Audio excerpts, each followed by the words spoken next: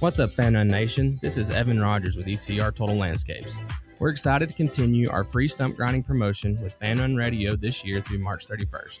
If you've got problem trees in your yard, give us a call and we'll come out and cut them down and grind the stumps for free when you mention you heard us right here on Fan Run Radio. Take it from Russ. We'll treat you right at ECR Total Landscapes. That's right, Evan. I had the ECR team out to Stately Smith Manor last year, and they took down a bunch of trees for me and grinded the stumps for free. Now I don't have to worry about those trees falling on my house, and my yard looks much better. Do what I did. Call ECR Total Landscapes. Thanks, Russ. Call us today and we'll come out and give you a free estimate. Our number is 865-384-2012. And our website is ecrtotallandscapes.com.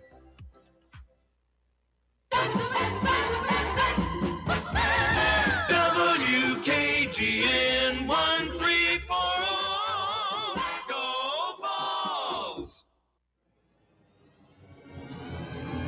You're tuned in to East Tennessee's premier sports radio call-in show. This is The Drive.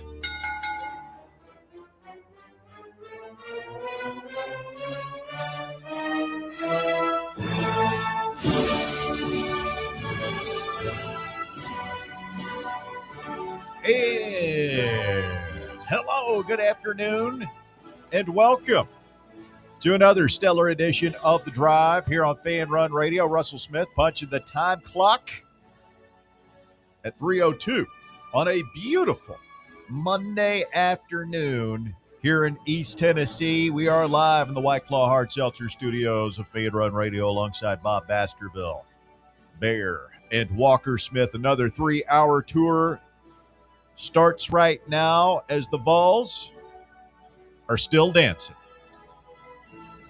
When we left these Fan Run airwaves on Friday afternoon, about 4:15, we did not know if that would be the case. We did not know if we would be able to survive the media darling Miami of Ohio Redhawks. We did not know if we would be able to get past a second round matchup with Virginia. We did both of those things, and here we are in the Sweet 16 for the fourth consecutive year. 2 games away from the Final Four. Oh, don't say that.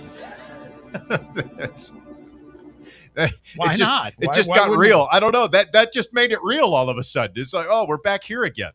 It would be insane if we did. This would have been the hardest path we've ever had. Why not? To go to the Final Four. Why not? Keep knocking on the door, man. That's all you can do.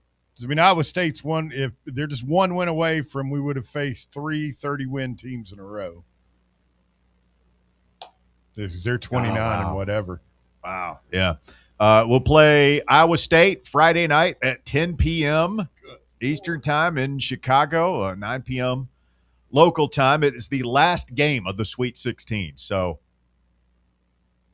that's actually kind of – I mean, we've never had that before in all these matchups.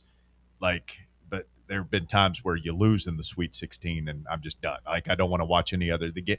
And even when we win – I'm so wrapped up in what's next that I kind of lose sight of the other games. So we'll be able to watch all those other games leading up to it. But, yeah, it'll be a late one. Put an extra pot of coffee on, and this will be tipping off volunteer action in the wee hours of Saturday morning. Some of us will.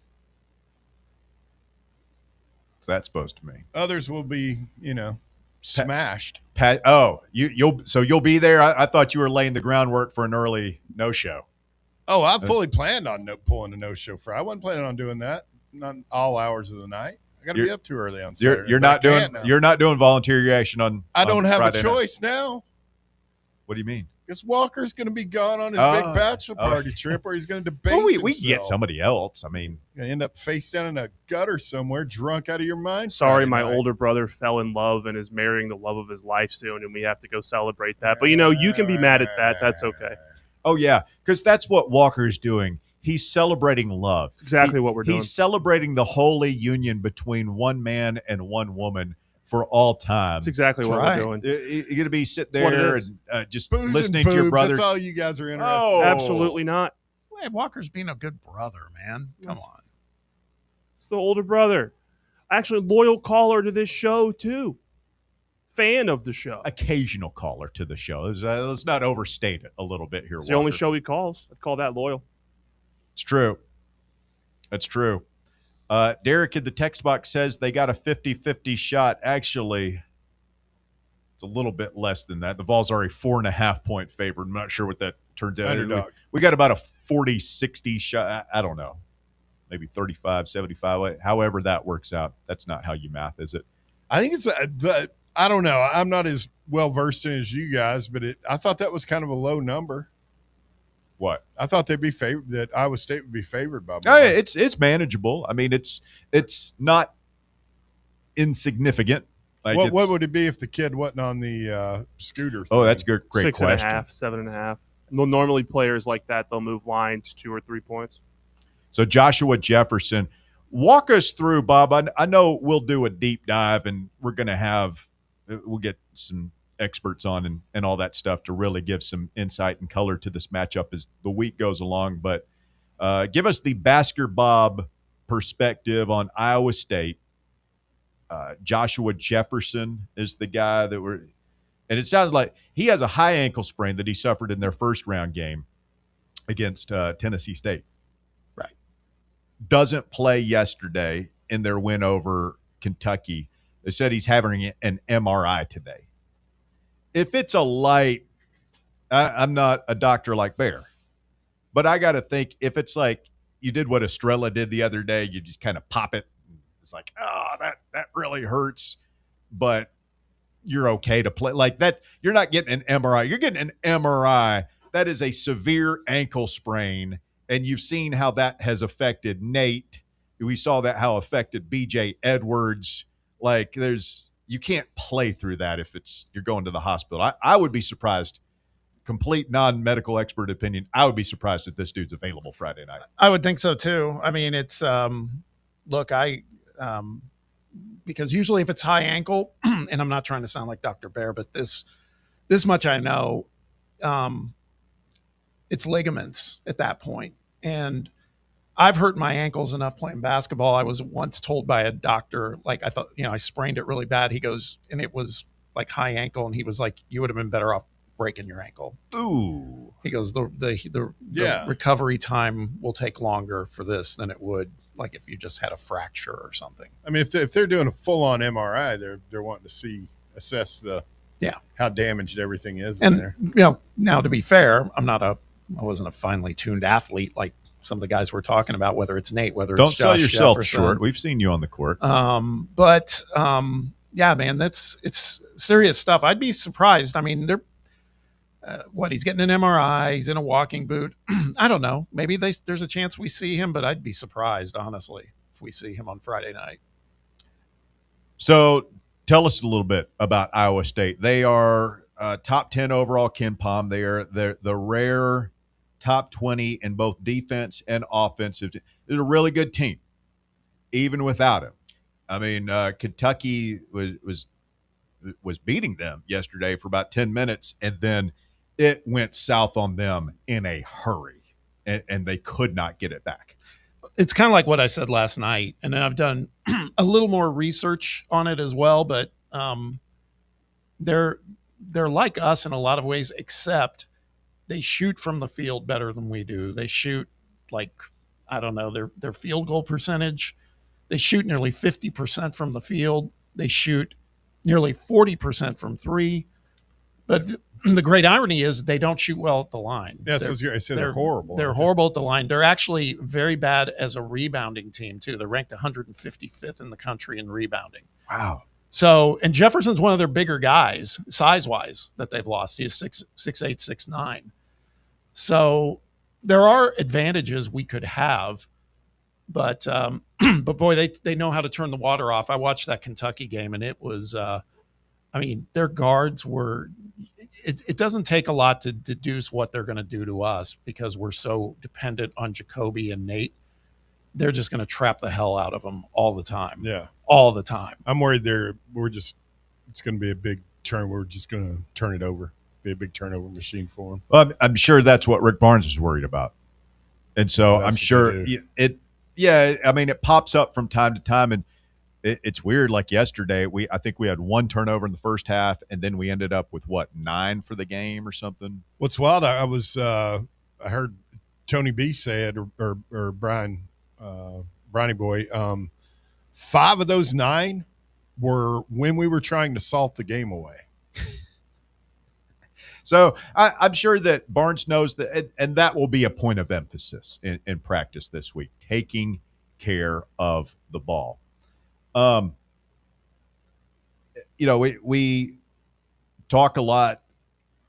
Aaron Torres, who we're trying to run down to see if he can jump on with us at some point this week. But he had that quote that we keep going back to. This is like 3 or 4 years ago, and we had just flamed out of the tournament. I think it might have been after the FAU game, and we were just at our wits' end, and we asked him, I was like, AT, man, you're a hoops junkie. What makes a good tournament team? Like, what's the common thread through all the teams that make Final Four runs, that win national championships? What do you have to do? And he said, you got to be able to win different kinds of games in different kinds of ways. I don't know that this team is built to do that.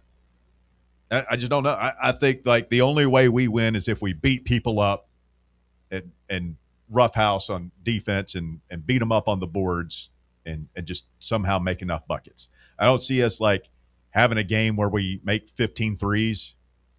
I don't see us like I think we're kind of a one-trick pony offensively and defensively, rebounding. Like obviously that's what we do. That's the bad news. The good news is like that's kind of for the like Haji was sending me some numbers. It's rebounding team, like defense is get you there. Rebounding wins championships, and obviously that plays into our strengths. Let's see if I can find those numbers. I don't feel like I did a good enough job explaining that, but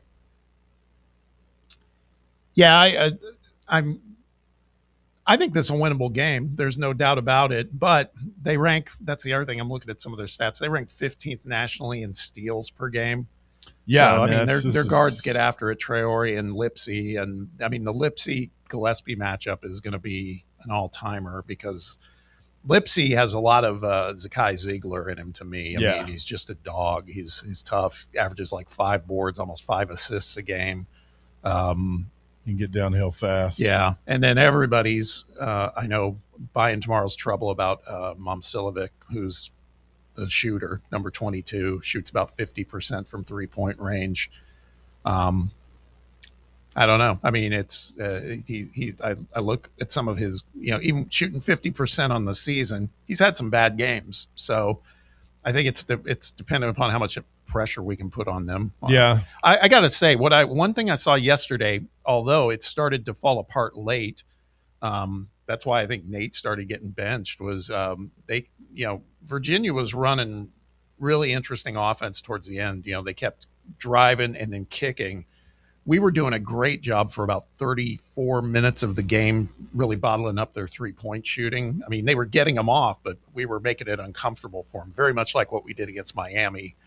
And if we could do that and sustain that for the game, then I feel like, I say that Iowa State shoots well from 3, 40%, 39% as a team, which is a good percentage. A lot of that is buoyed by Momcilovic's numbers. Yeah. Because he shoots most of the threes.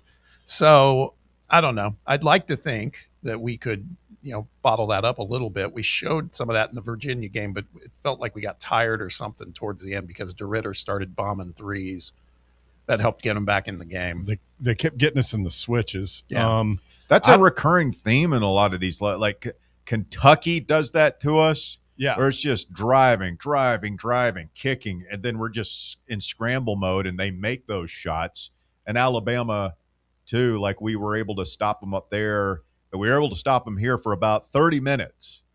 And then we just couldn't keep Phylon out of the paint, and he's kicking, and they're whipping it around and getting open threes. That's how Virginia started the game yesterday, and, with driving, kicking it out. But is that what Lipsy and Momcilovic are going to do? I don't know. Maybe. I'm just looking at the rest of their lineup as far as 3-point shooting percentage. None of them are better than out of the starters, nobody's shooting better than 34% from 3-point range.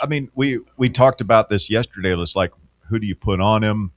Like, it seems like that would be Nate's guy. Yeah, I would think so. But he's not 100%. Yeah. Was it you or was it Davey who said, I might go small and put Nate at the 4 and then put Amari on him? That's interesting. It wasn't me, but that's interesting. I mean, you put, maybe Boswell. I know that's out of position. It's stretching him a little bit. Call me crazy. I'm not worried about what we're going to do defensively against him anywhere near as much as I'm worried about, the nightmare scenario is one of our two serviceable, one of our two guards gets in foul trouble. The nightmare scenario is, when you look out there and Berg's, trying to dribble the ball with these two out there guarding him.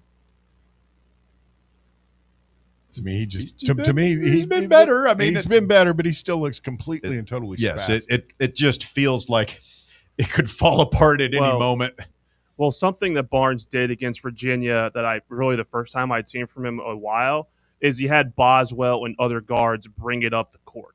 So that way Gillespie isn't the one with the ball, bring it up the court, having to exert energy just to get to the timeline.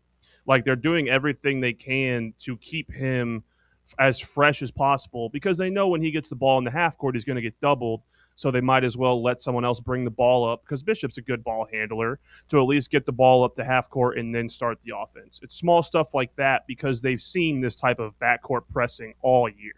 People forget Bishop Boswell was a point guard coming out of high school. So he's got that ability to handle the ball. He's used to doing that, and I think that really helps. And, Nate bringing it up a lot too. He's gotten good at it. I mean, sometimes it feels a little bit like Berg. It's like, oh my God, I don't like this, but I've got more faith in his natural athletic ability. He hasn't turned it over much, and Berg hasn't turned it over much lately.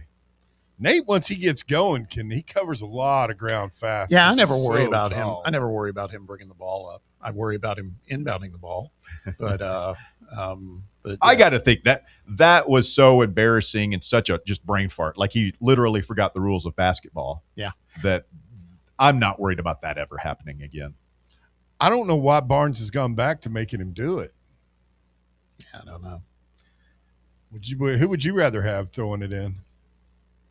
He's fine with me. Like, I don't, because then we switched it out and it was Boswell throwing to Nate, and like, he comes wide open and we don't throw it to him. Well, that's true.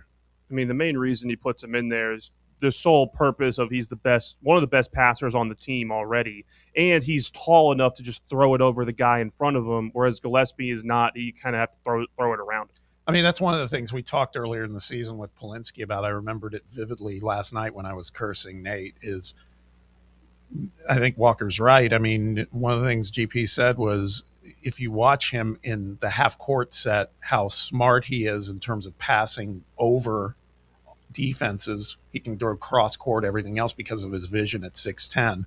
I think that's why they've had him doing inbounds, because of his size, too. Yeah. But something happened last night, man. He just had a couple moments, where he's in the NCAA tournament for a shot to go to the Sweet 16, and yeah, he just had a freshman moment. He forgot the rules. Hey, and hats off to the Virginia kid for saying, I touched that ball. Yeah. It pretty much was everything that Russ was. Russ had it broken down instantaneously. His fingers moved. Well, you could also, the thing nobody talked about was his reaction after that happened. Like, his shoulders just slumped. It was very slight, but you could tell that he knew he touched the ball. That's something like the commentator never picked up on. His body language it denoted a conscience of guilt. Estrella spiked it. All right, we got to take a quick timeout. Shout out to everybody on the YouTube feed. Be sure to hit that thumbs up button, like, and subscribe for us this afternoon. When we continue, we will continue breaking down Tennessee's Sweet 16 matchup with Iowa State. If you want to jump in, now's a great time. Go ahead and take a shot. 865-966-3435. Let's load it up. Call or text to the drive this afternoon, 865-966-3435. More Fan Run Radio coming up. The Drive. Big Orange Country's home for sports. This is Fan Run Radio. What kind of day is it? It's a White Claw day. Grab a pack, grab your friends. Everything else in life can wait. Your friends shouldn't. Let's go. White Claw. Grab life by the claw. Please drink responsibly. Hard seltzer with flavors. White Claw Seltzer Works, Chicago, Illinois. What's up, Fan Run Nation? This is Evan Rogers with ECR Total Landscapes. We're excited to continue our free stump grinding promotion with Fan Run Radio this year through March 31st. If you've got problem trees in your yard, give us a call and we'll come out and cut them down and grind the stumps for free when you mention you heard us right here on Fan Run Radio. Take it from Russ. We'll treat you right at ECR Total Landscapes. That's right, Evan. I had the ECR team out to Stately Smith Manor last year, and they took down a bunch of trees for me and grinded the stumps for free. Now I don't have to worry about those trees falling on my house, and my yard looks much better. Do what I did. Call ECR Total Landscapes. Thanks, Russ. Call us today and we'll come out and give you a free estimate. Our number is 865-384-2012, and our website is ecrtotallandscapes.com. We really need to get some branded stuff. Shirts, hats, promo items, something professional. I mean, we could just find a website and order a bunch of it ourselves. You could, but you're taking a big risk. You don't know the quality, the fit, the timeline. It's a roll of the dice. Yeah, I guess. But isn't that how everyone does it now? Not the ones who actually care about how their brand looks. Look, if we're putting our name on it, it needs to be done right. We need SM Athletics. SM Athletics? Yeah, they specialize in working with businesses like ours. Apparel, hats, promo gear, but real, customized stuff. They actually care if it turns out right. Probably a lot better than getting stuck with 100 t-shirts with crooked logos. Exactly. Plus, they'll walk you through everything. Sizing, colors, material, so it matches the image we're trying to build. Makes sense. What's the name again? SM Athletics. Trust me, if you want to look like a real company, not a flea market stand, this is the move. If you're serious about your brand, work with people who are serious about getting it right. SM Athletics. Welcome to Axle Logistics, where excellence isn't just a goal, it's an energy. As a leading third-party logistics company, Axle is powered by an award-winning culture built on a work hard, play hard mentality. Here, the drive for success is contagious and hard work never goes unnoticed. Whether you're just starting out or looking to level up, Axle Logistics is the place to launch your career. Join us and take your ambition to the stars. To learn more, visit axlelogistics.com.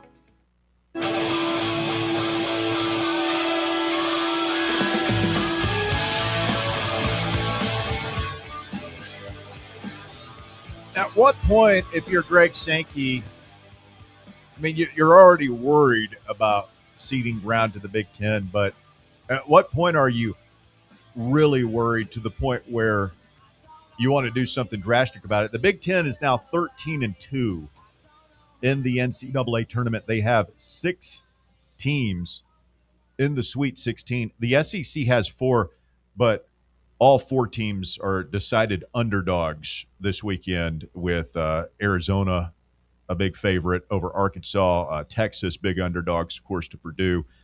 Michigan Alabama's the biggest underdog. They're 10.5-point dogs, and then we are 4.5-point dogs against Iowa State. I mean, the Big Ten kind of ruling the roost right now in both football and basketball. Yeah, I mean, the Big Ten's the only conference that's guaranteed at least one team's going to make it to the Elite Eight, because Iowa and Nebraska play each other.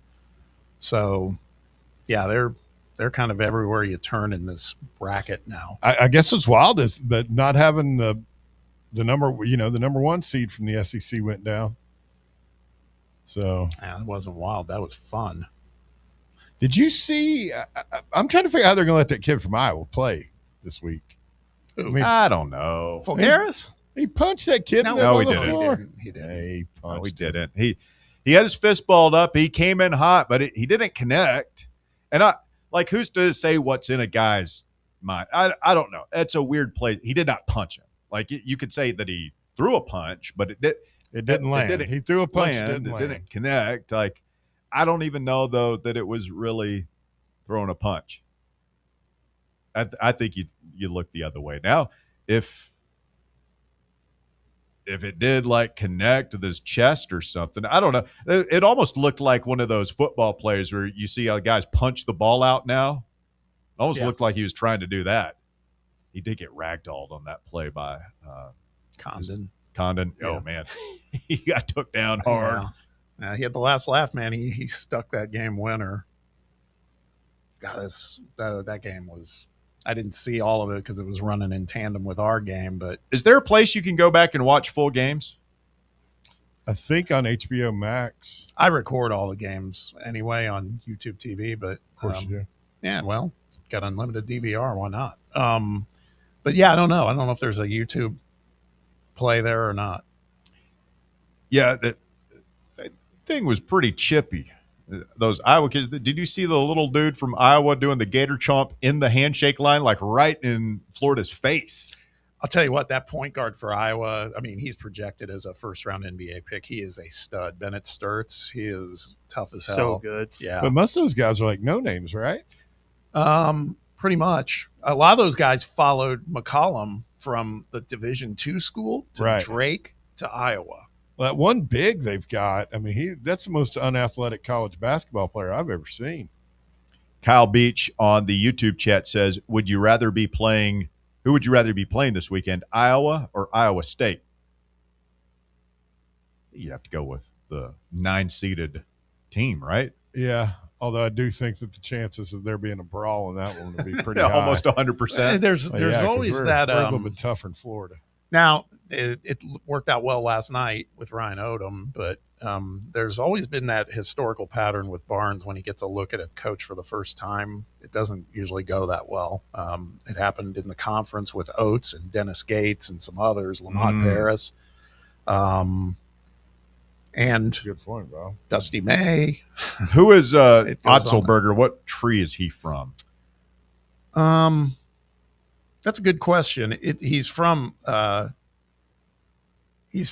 good tree. I mean, what I mean is he's from he served as an assistant on some high profile program. I forget where, but I think he coached at UNLV before he went to Iowa State. Wisconsin Whitewater. He was at Chipola, Iowa State as an assistant, Washington, Iowa State, South Dakota. His first head coaching job was South Dakota State. Then he went to UNLV, and now he's at Iowa State. He's been around.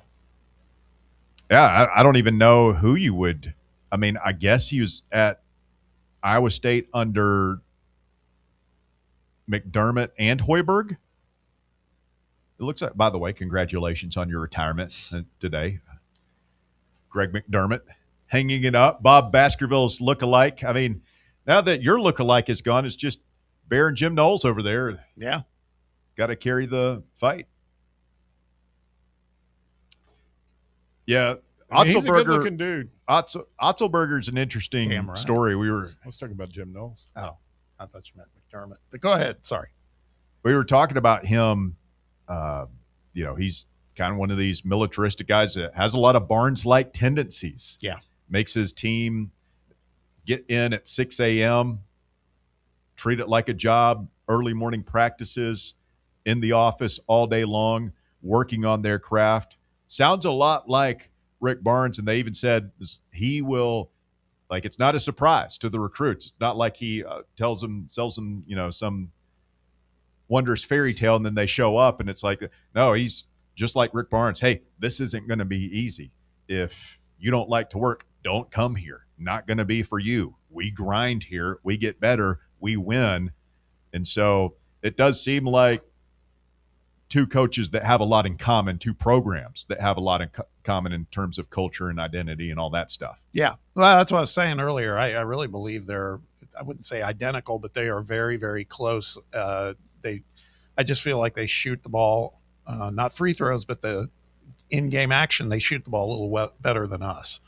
But I don't know. The more I look at it, the more I like what I'm seeing. I mean, I think it's gonna be a hard game. There's no question about it. There are no easy ones from here. I agree.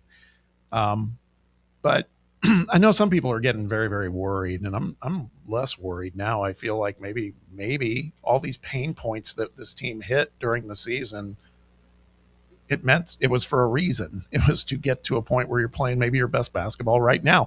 I feel like we did this weekend, there was a couple minutes in that game last night where it feels like we kind of lost the rope, but it wasn't the entire game. It was a couple minutes. Almost did us in, but it didn't. I mean, with these guys, coming up on Friday, if Nate was 100%, I'd be beating my chest, ready to go. That's the only thing that's kind of. I wonder what their conversation is like without their guy. They're having probably the same kind of talk. Oh yeah, up there. Our guy Torres had to have not known about Nate and the injury that he's fighting through when he tweeted that, right? What did he say? So. Nate, moments too big for Nate Ament? Yeah. He scored 16 on probably an ankle that's 70% probably.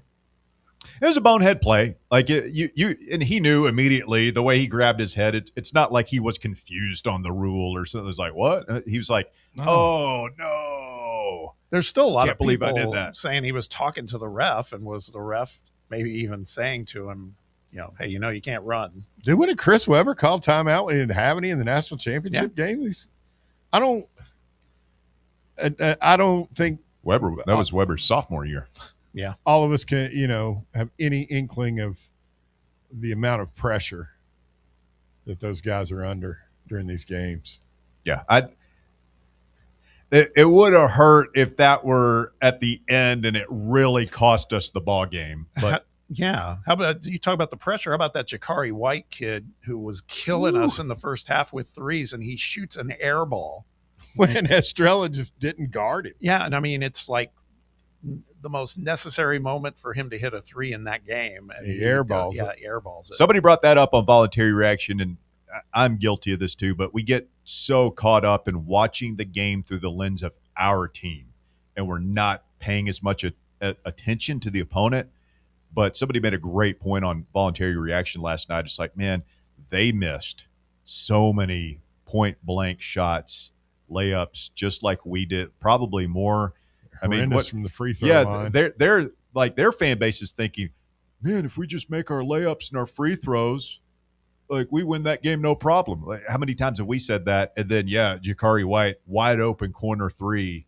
I mean, we all knew that was going in, right? Every single one of us. And what was that 72-71? Was that right after the two Estrella free throws? No, that would have. I think that would have got it down. I thought we were up 5 at that point. That would have got it to 2. Okay. It was. Yeah, it was. It wasn't for the lead. I thought it might be to tie it, or it was to make it a one possession. Yeah. It would have made things a lot more difficult. Yeah. I don't know what JP was thinking. It's like I said last night too on VR when I called in. I felt like it felt nice because it wasn't us. We missed our share, but watching them again, listening to who was the announcer? Spiro Dides. Catalan. Or it was Catalan. It was Catalan and Lapis, right? Yes. Lapis. But they were saying at one point, Virginia, as far as rim shots or underneath the basket, was like 3 of 15. We ate them alive in the paint. So I mean, they had a case of the Vols last night. I mean, if it wasn't for that one kid they had, we would have dog walked them. All right, we're gonna go to the phones, but before we do, you want some statistical data that will give you a generous shot of hopium heading into the week here. This comes from alert listener Daddy Donnie on Twitter. Only 3 players have had 50-plus points and 15-plus assists in their first 2 games in the tournament. All right? In the history of the NCAA tournament, only 3 guys have had 50 or more points and 15 or more assists in their first 2 games. First guy to do it was Billy Donovan. He did it for Providence in 1987 when Rick Pitino took the Friars to the Final Four. Second guy to do it was Kemba Walker in 2011 when he led UConn on that crazy run. They won the national championship. The third guy to do it is Greenville's own Jacoby Gillespie. Yes, sir.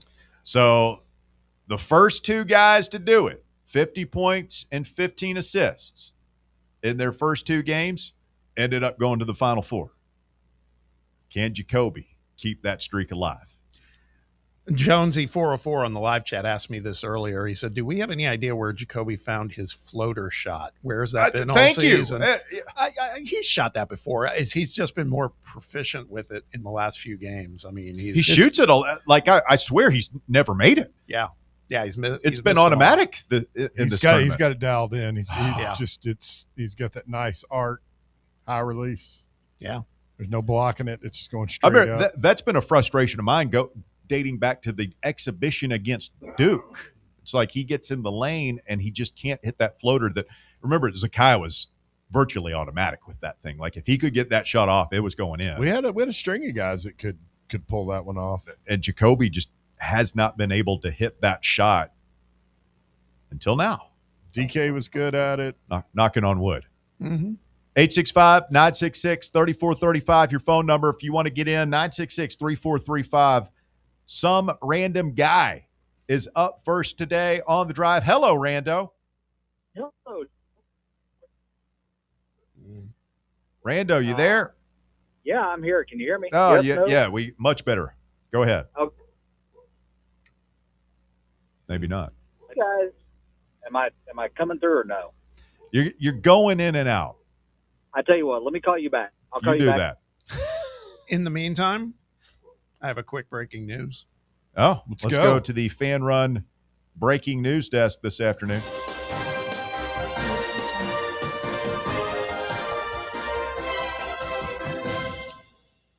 It has begun. Andrea Carter reports Tennessee Lady Vol freshman guard Denia Prawl has entered the transfer portal. Not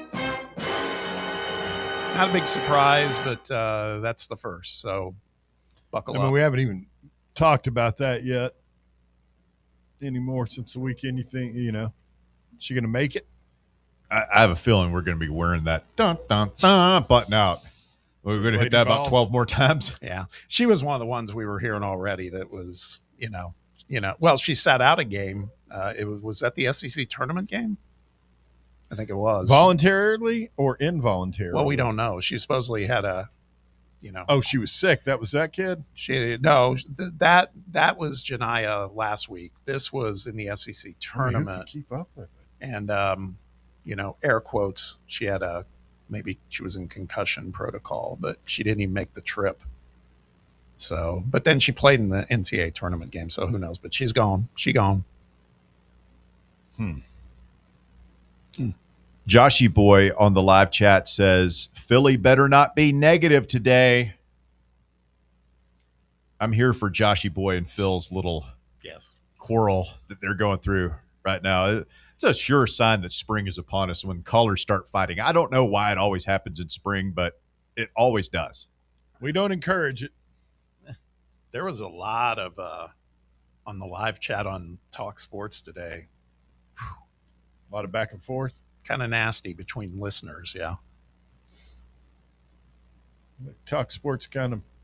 I wasn't going to say anything. I was like, does a live chat take on the tone of the hosts of that show? Interesting. They're a very excitable bunch. Yes. Been known to have a knockdown drag out or two. Joji says, I can't keep up with who is sick and who said bleep you to the coach. Never a good sign. Never a good sign. No. Where are you? Bring Kim back. I mean, is that done? I come back, right? I have shifted my position to I think she's coming back. I don't think she should. I think it's. So you're asking, you want her to come back? No, I mean for her own sake. I don't know if there's any way forward. I don't know how you recover this in a third year. There's a lot of reasons that I'm skeptical that this is going to work at this point, but I see her in her post-game press conference, and she's talking about how she's got to get buy-in. She's got to get her kind of players, and we had a plan B this year, and she wants to have a burn the ships mentality. There is no plan B. Damn it, this is our style, and this is how we're going to play. And I don't know. I think that the best coaches adjust. They're not married to a system. Rick Pitino and Billy Donovan were fast break, full court press coaches. When they came up, they've adjusted. Patino doesn't press much anymore. Donovan got away from that to win championships. You've heard Rick Barnes talk about how he's evolved. Yes, you have your core principles that you don't budge on, but stylistically, I think you have to be willing to evolve in a little bit. It's a little bit of a red flag to me that she's saying, no, we're going to go back and do it my way, come hell or high water next year. It's like, all right, well, yeah, hell and high water might be coming. Yes. Quick timeout. You're listening to The Drive. 865-966-3435, your phone number. You want to get on board, 966-3435. Back with more right after this. The Drive. Check out exclusive Fan Run video content on YouTube. Just search Fan Run Sports and be sure to like and subscribe. Barley's has live music on weekends, general team trivia on Wednesday nights at 8 p.m., and now live sports trivia courtesy of the Knoxville Trivia Guys every Thursday night upstairs. The game starts at 7 p.m. and is free to play for everyone, so head on down to the Old City and show off your sports knowledge and win gift cards to Barley's. Use those gift cards to buy some delicious food and drinks, and you can take it all in with their wide selection of TVs and indoor projectors. Barley's Tap Room and Pizzeria. Hi, this is Dr. Stephen Malone at Knoxville Smiles. Has it been a while since your last dental visit? If so, I'd like to invite you to come see us. At Knoxville Smiles, it's our vision to provide the best dental care in town in a relaxed, friendly environment. So if it's been a while and you've been putting it off, don't wait any longer. Come see us at Knoxville Smiles. You can schedule an appointment online at knoxvillesmiles.com or by phone at 865-539-1776. Vol fans, reimagine your home at Broadway Carpets and Flooring for any remodeling or building needs. With a variety of carpets, rugs, hardwood, vinyl, and stone, Broadway has all the flooring and installation options you're looking for, including pet-resistant products like Pet Perfect Carpet from Shaw Floors. Visit their showroom in downtown Knoxville or the location in West Knoxville located on Kingston Pike near Pellissippi Parkway today. Are you ready for the start of a new season? Maybe looking for your team to go on a tournament run? Get game day ready with Crumble. Head on over to your nearest location and pick up 12 pre-selected cookies plus exclusive toppers. When you're looking for dessert options, there's no question about who you should call on. Our listeners already know. Last year, the Dubai chocolate was a home run, along with the brownie batter. Oreo crumb was another crowd favorite. What new flavor will set the standard this season? If you're in the Knoxville area, there are 3 locations ready to serve you: Clinton Highway, Parkside Drive, and Maryville. Download the Crumble app to build your best lineup and vote on the best combos. You can even put your bid in to request a new flavor. Order in the app and slide on over to your nearest location. Tell them Fan Run sent you, and as always, it's for the fans, by the fans. Don't miss the cookies.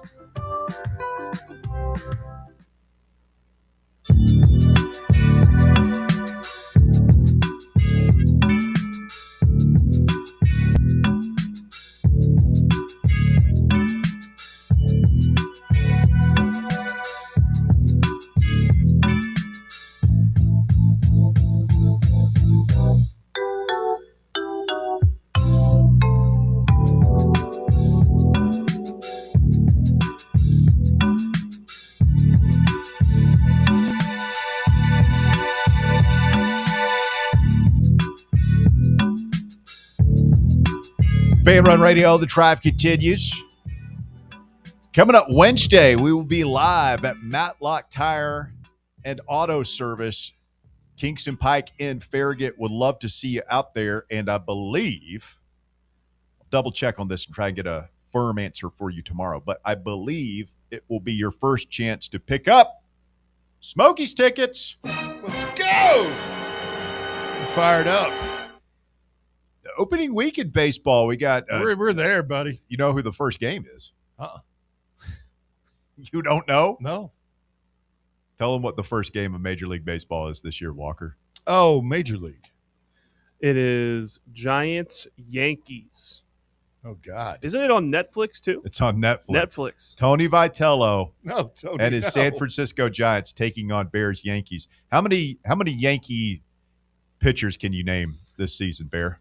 I see you always move the goalpost. Now it's Yankees pitchers. Garrett Cole.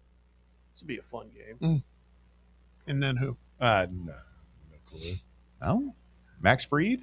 No, Cam Schlittler. Cam Schlittler. David Bednar.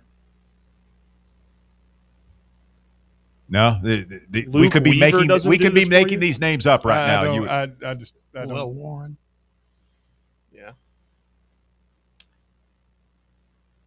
Big one. Who are you going to pull for? Tony V in the dugout wearing orange versus your Yankees? Yeah. What? That's not our answer to that question. Nah, I mean, you can't. I'm not pulling against the Yankees. I love Tony, but Smokey's opening day is a week from this Friday. Yes. So next week, end of next week, Smokies are back in action over at the Cove. So, yeah, we'll have some Smokies tickets to give away. And it's baseball time, man. Very exciting. I remember the Jackie's Dream. Have you ever eaten there? Oh, yeah. That they are moving inside of the Cove. Yeah, I've heard that as well. That used to be me and Vol Rumor Mills. That was our spot over there across from Fulton High School. Go in there and get you some soul food. Speaking of which, we haven't even talked about it. Fulton played Alcoa for the state championship over the weekend. I don't know who won. I've been so disconnected from that. But Fulton, I don't think Fulton had been there for a while. Friend of the show, Jody Wright, runs a hell of a program out there. I'm sure it was a hard-fought game. Tennessee, still fighting hard. We're headed to the Sweet 16 in Chicago. Tennessee baseball, still fighting hard. Oh, man.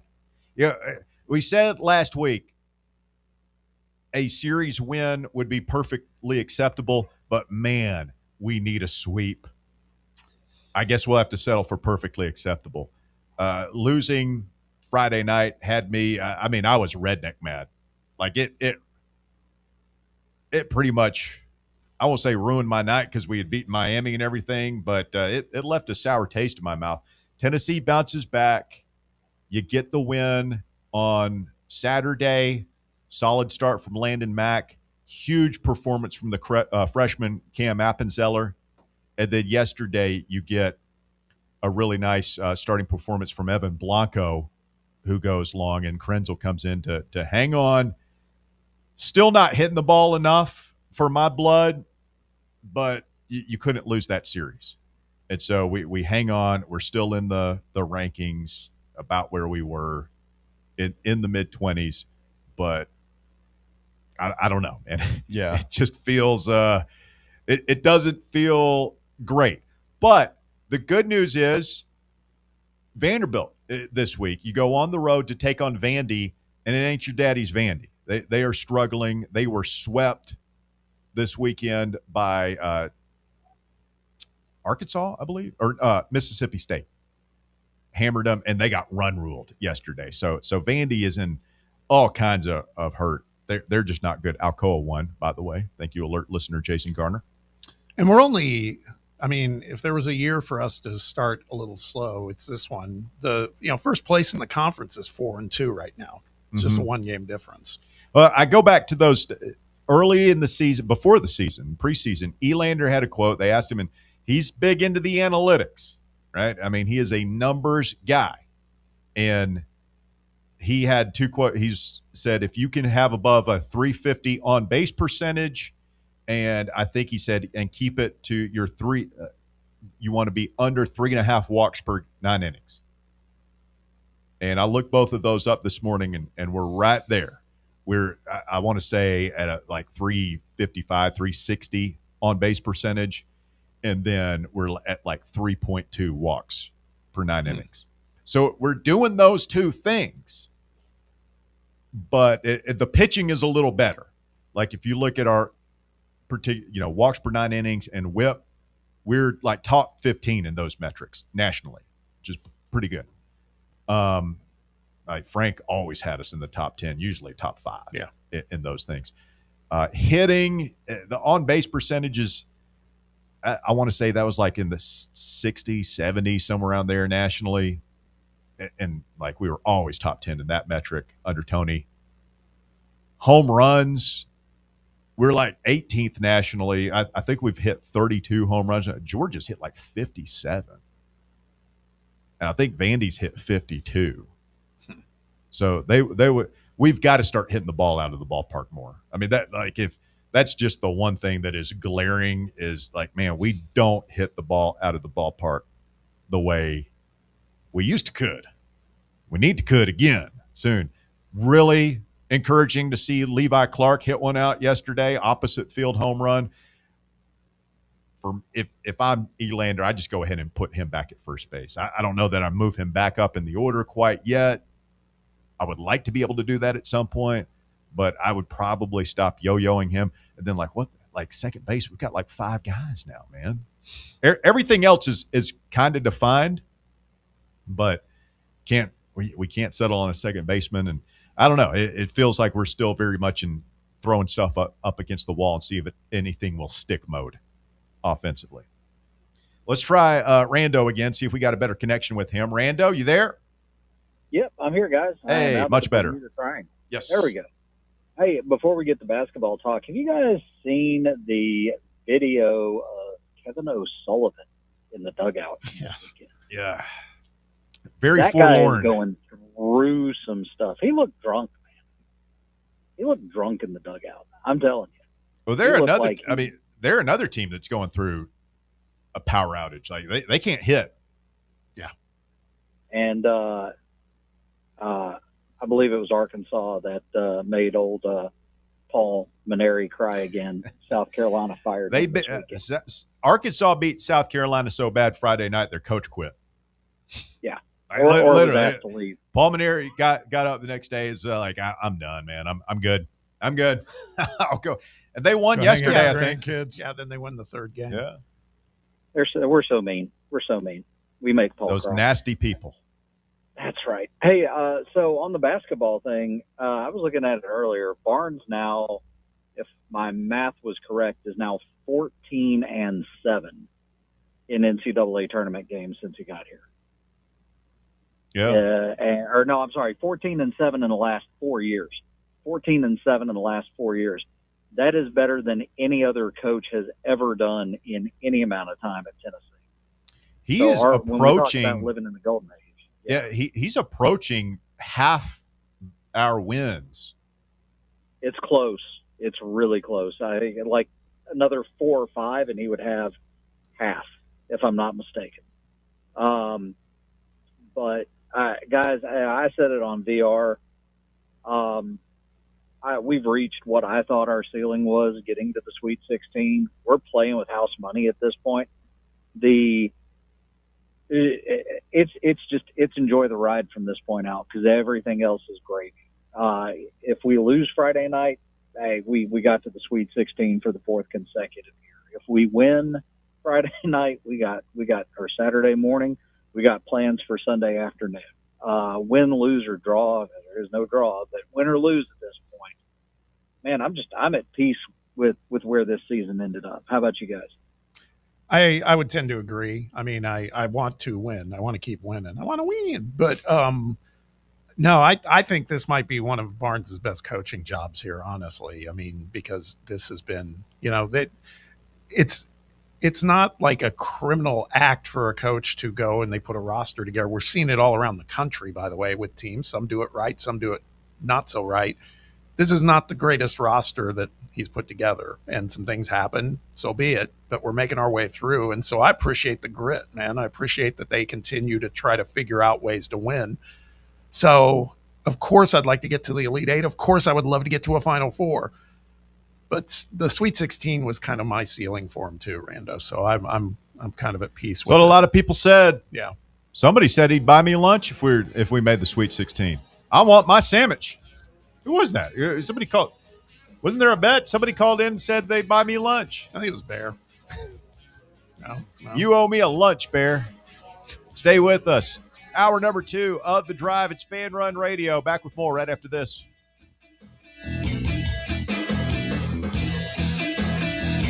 The Drive. Fan Run Radio, where Big Orange Country comes to talk sports. Start your morning off with your daily dose of talk sports with John Reed and Cody McClure from 8 to 11. Then it's Tony Basilio from 11 to 1. The Playbook with William Pattison from 1 to 3. And The Drive from 3 to 6. It's 10 hours of hard-hitting local sports radio every day, right here on the flagship station for Tennessee fans. This is Fan Run Radio, Knoxville. In a world filled with deadlines and screens, sometimes we forget the simple joys of life, days filled with special moments. At Inward Half, we understand the essence of these moments. Feel the difference between our breathable fabrics and flexible apparel as you disconnect from the hustle and bustle and reconnect with what truly matters. Inward Half, simple luxury for on and off the course. Hey, Vols fans, Cody Brown here. I grew up right here in Tennessee and know what it means when someone says, I've got your back. That's why you can trust Farm Bureau Insurance of Tennessee. Whether it's your home, your vehicle, your family's future, or the business you built from the ground up, we will show up for all of your insurance needs. We are Tennesseans who understand what matters, which is doing right by you. Insurance is not all about just paperwork and policies, but it's about the people we insure every day.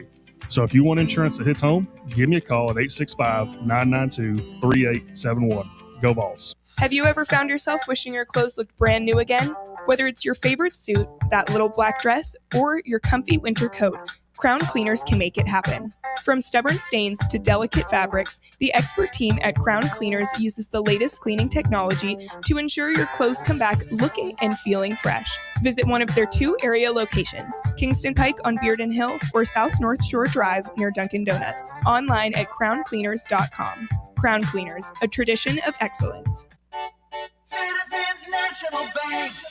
Life is more fun with a Good Life checking account from Citizens National Bank, offering extra benefits including bank travel. This September, experience the perfect fall getaway on the New England Rails and Sails Tour, or join CNB in October to chase the Northern Lights in Iceland. Get in on the fun by calling 865-429-7935. Citizens National Bank. Banking never felt so good. Member FDIC. Hear that? That's the sound of your life. Perfectly imperfect. Beating in rhythm to the world you've created. But every time you drive after drinking, the music gets drowned out. Your life sounds pretty great. Don't let a buzz ruin it.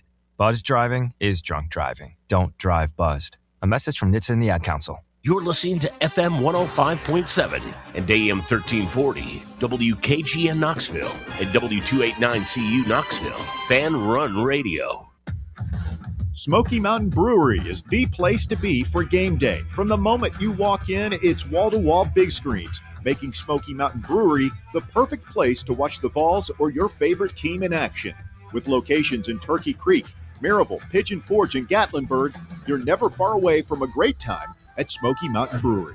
Try one of their world-famous microbrews like Black Bear Ale, Mountain Light, or Cherokee Ale. Juicy burgers, wings that bring the heat, and delicious handmade pizzas made with hand-tossed crust from the freshest ingredients and their own special sauce from a secret recipe, topped off with hand-grated cheese and farm-fresh toppings. And don't forget, those famous microbrews are also available in kegs for your next party or in 6-packs and growlers to go. So grab your crew and head to Smoky Mountain Brewery and tell them Fan Run Radio sent you. Smoky Mountain Brewery. Eat local, eat good.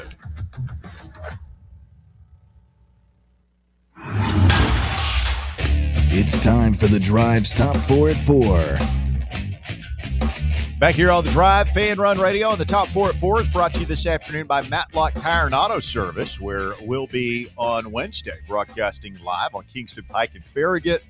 It's their annual spring tire sale, $70 instant rebate and $80 online rebate on any set of 4 Michelin or BF Goodrich tires. Hell of a deal. All tires, heavily discounted Walker Smith, plus discounts on oil services and alignments. All this week at Matlock Tire Check out one of their 5 area locations. Find the store nearest you online at MatlockTireService.com. Top 4 at 4. Walker, what you got? At number 1, Tennessee basketball has advanced to the Sweet 16 for the 4th straight year after a tough win over Virginia last night. The Vols will face the number 2 seeded Iowa State Cyclones in Chicago with the game set to tip off at 10 p.m. Eastern Time. 33-28 all-time in the tournament, including 29 and 27 in regulation. What are the 4 tournament games we won in overtime? Somebody. Iowa, Auburn. No, not Auburn. Virginia. Wasn't Virginia in the Lofton era overtime game? Yes. Doesn't that sound right? Was that Winthrop game that Lofton hit was that an overtime game or was that a winner? Regulation. I can't remember. Anyway, we're 11-8 in the second round. 14-7 under Barnes.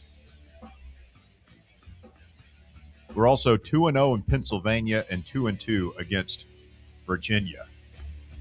Stats courtesy of UTSports.com. So we lost to them when they had Sampson. Well, I wonder what the other one was. We did lose to them when they had Sampson. Pretty sure that he was on that team that came down here or wherever we met up and beat us. If I remember correctly. Have to look into it. Walker. At number 2, per Andrea Carter, Tennessee Lady Vol freshman guard Denia Prawl has entered the transfer portal. Prawl, a 6'2", top 20 class of 2025 recruit and McDonald's All-American, averaged just 4 points a game in 15.5 minutes per game this season. How big a loss is that, Bob?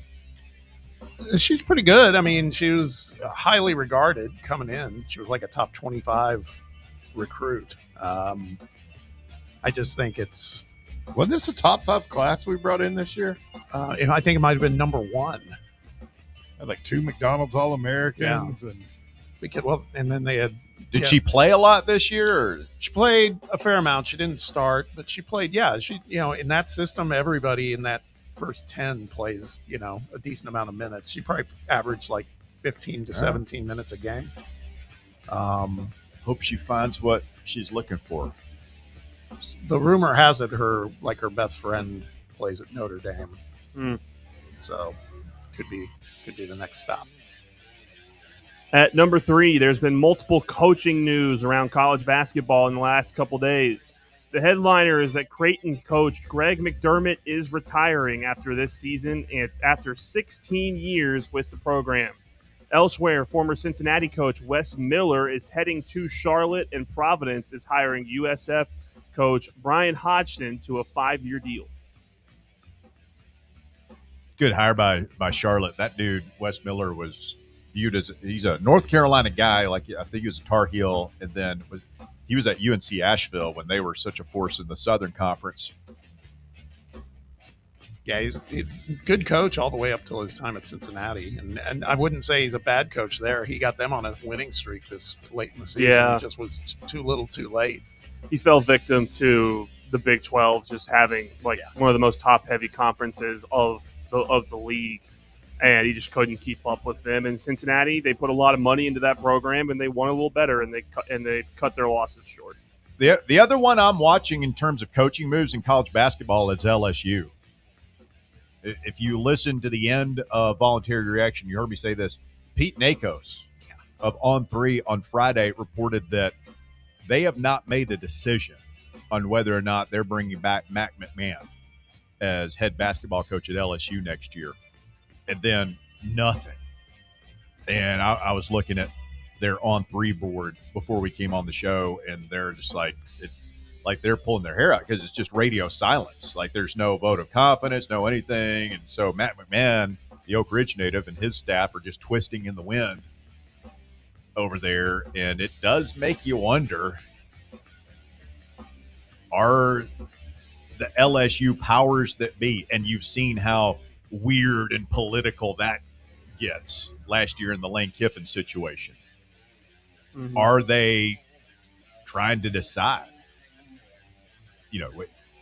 Do we move on from Matt McMahon? And if so, do we want to try and bring back Will Wade? Do we want to just go back to that, or do we go somewhere else, or do we just stand pat for right now? So keep your eye on Baton Rouge.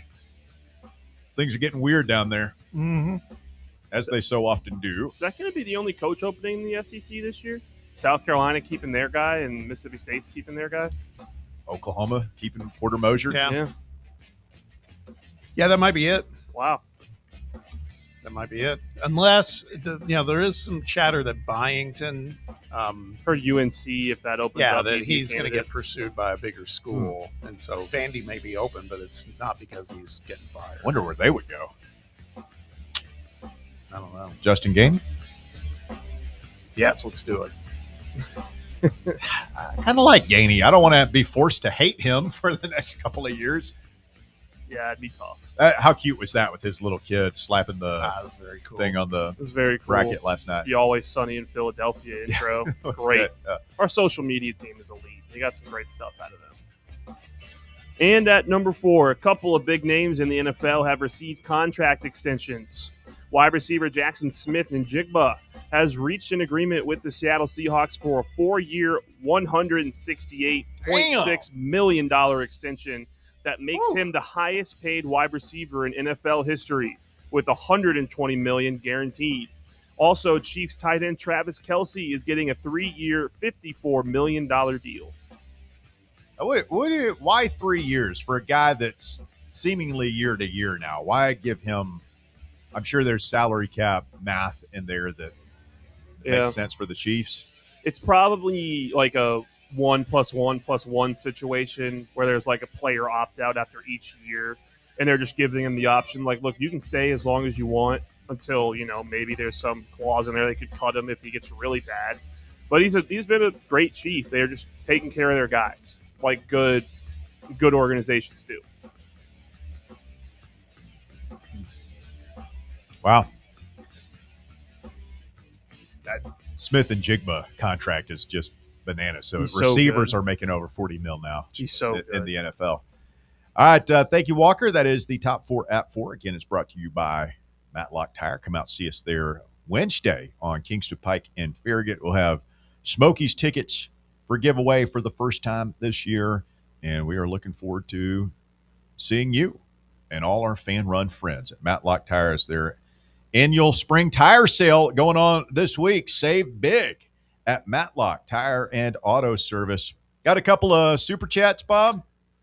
Yeah, it's a little bit of a debate, and I'm trying to actually discern what was written on it. Now, of course, I'm not seeing them.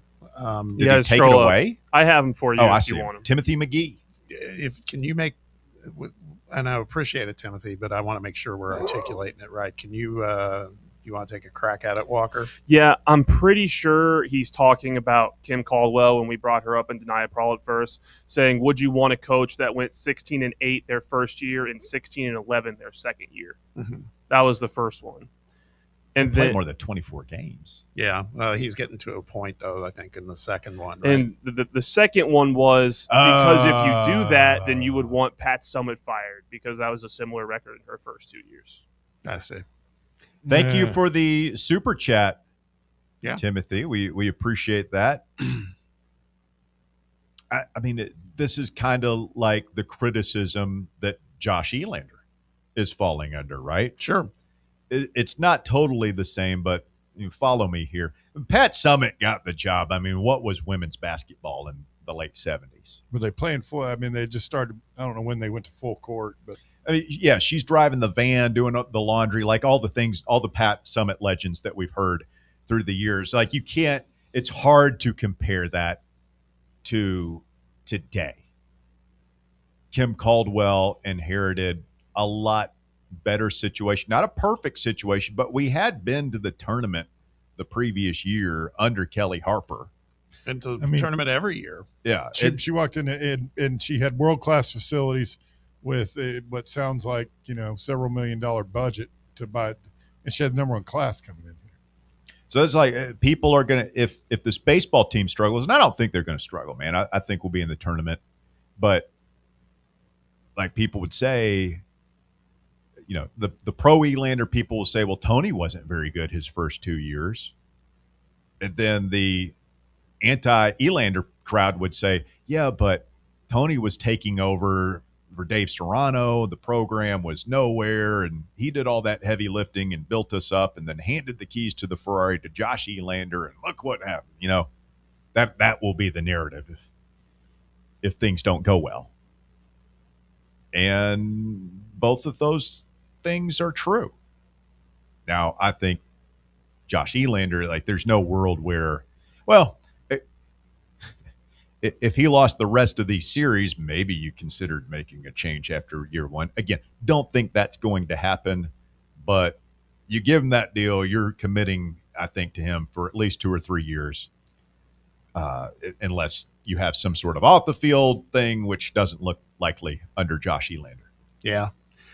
Kevin Smith on the live chat says, they'll talk about that kind of comparison, like when we talk about Kim and then we talk about Elander. And this is true so far, what we've seen with Josh. I mean, we've lost series and stuff, but I mean, we're in those games. I mean, the Georgia game, conceivably, we were a foot away from, potentially winning that series. And Georgia, by the way, up to number 4 in the polls this week, I believe, and leading the nation in home runs. So yeah. They won a series 2-1 at Texas A&M, I believe, this past weekend. So Kevin says he doesn't feel it's the same because Caldwell has had losses where the team wasn't even competitive, and that is true. I mean, the teams like we've seen it, we've talked about it, where Lady Vols were they were just checked out in a lot of these games. Started to happen in that NCAA tournament game. I thought I watched a decent amount of that, and they drew within 3 or 4 points against North Carolina State, and then they just vanished again. So I don't know, man. That's messy situation, to be sure. Also on the live chat, Blind Vegan Rescue says, can we talk about how Phil last week wanted to fire Barnes in exchange for the Miami, Ohio coach? Pathetic. Did that happen? Did he say that? Yeah, it happened. It did. Wow. Pathetic. I mean, I know he was down on Barnes, but I didn't know he said, get Travis Steele in here. I don't recall him saying he wanted to fire Barnes. It was implied that he just wanted a coaching change. I think he wanted Barnes to retire. Yeah. Maybe force him out. Pathetic. And I did get a text here from the caller, Matt. He said he's listening but can't call in. But yes, I did make that bet. And yes, I do owe you a lunch of your choosing. Boom. Profitable week here for your boy. 865-966-3435, your phone number to get on board the drive this afternoon. Let's grab a call from Rusty. Good afternoon, Rusty. What up, Russ, Bear, Bob, Walker? What's up? Hey, let's talk about the game yesterday. We talk about the good or the bad first? Let's start with the bad, because I like to end on a positive. I like it. So number 1 in my bad category. Yes. The DeRuyter kid being given a freaking shooting foul on our 5th foul of the second half on a loose ball offensive rebound. Maybe as big a travesty as I've seen on a basketball court that nobody talked about. They're showing the replay, but I know you guys did. I'm talking about nobody on the game. Yeah. Live action. Yeah. Oh, it's bizarre. They show, but between the first and second free throw, they're showing the replay of the action and talking about, oh yeah, the ball was bouncing through. Maybe it was, maybe it wasn't a foul. Nobody is saying what in the hell is he shooting 2 foul shots for. Do you remember this play, Bob? No, I don't. So midway through the second half, there's a loose ball rebound situation under their goal. Estrella, it's Jalen Carey. It was Carey kind of and had it that were going after the ball. They're both going nobody has the ball. It's being bounced around. They're wrestling, but nobody has the ball. They call a foul on Tennessee, which is crazy. First of all, questionable. And then they're shooting free throws. I did see that. Two shots. Yeah. Barnes is like asking for an explanation, but it's like, how can you? Okay, like you call a foul against Tennessee, it's a bad call. Things happen, but how is it a 2-shot foul? We only had 5 fouls at the time. They're not in the bonus. Apparently, it was a flagrant loose ball foul. That's a new term. Did they call it that? Don Daly. Like, they didn't say that on the. No, I'm joking. I'm joking. Oh, okay. We're making stuff up now. I'm saying. No, yeah. That's what Don Daly does. That was unbelievable. He goes. That was unbelievable. Okay, so that's one bad. The other bad was 7 seconds on the shot clock, 3 minutes and 20-some seconds to go. We have the ball. Akpara ends up with it at the top of the key with nobody within about 14 feet of him in any direction, and he doesn't know what to do. So Jacoby runs to him and brings 2 defenders over. Akpara hands Jacoby the ball, and then Jacoby dribbles back into those 2 guys, and it ends up in a turnover. And I think we foul and go to the under 4 timeout. When, I don't know, maybe you're a guy that's made a 3 or 2, if you'd encouraged him a little bit along the way, keep shooting when the clock's kind of gotten late on shots you can make. And worst case scenario, we're probably having to try to get an offensive rebound. I say it at least once every game. We're not going to get a better look than Jacoby shooting a 3 ball. It happened once or twice yesterday where it's like, dude, just let it fly. Come on, man. You're Jacoby Gillespie. Act like it. Shoot it. Well, this one was Akpara. Akpara had the ball wide open, 8 seconds, late shot clock. We're kind of panicked. He ends up, his guy's double teaming Jacoby, and he's just got the ball by himself, and he don't know to shoot it because Barnes is beating in his head.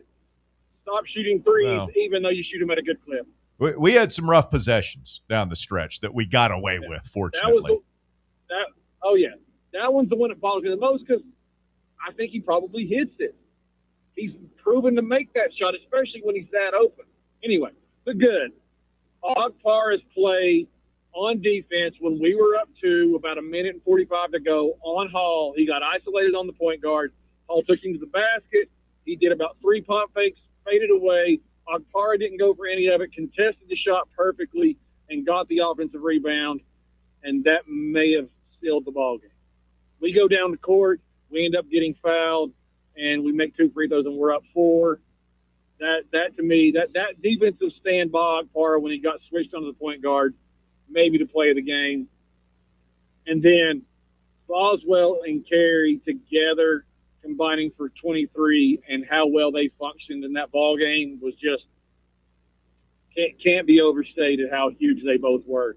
And I've been horribly unfair to Jalen Carey, who's a great kid, and I've probably criticized him. We all have. That was a great performance by him yesterday.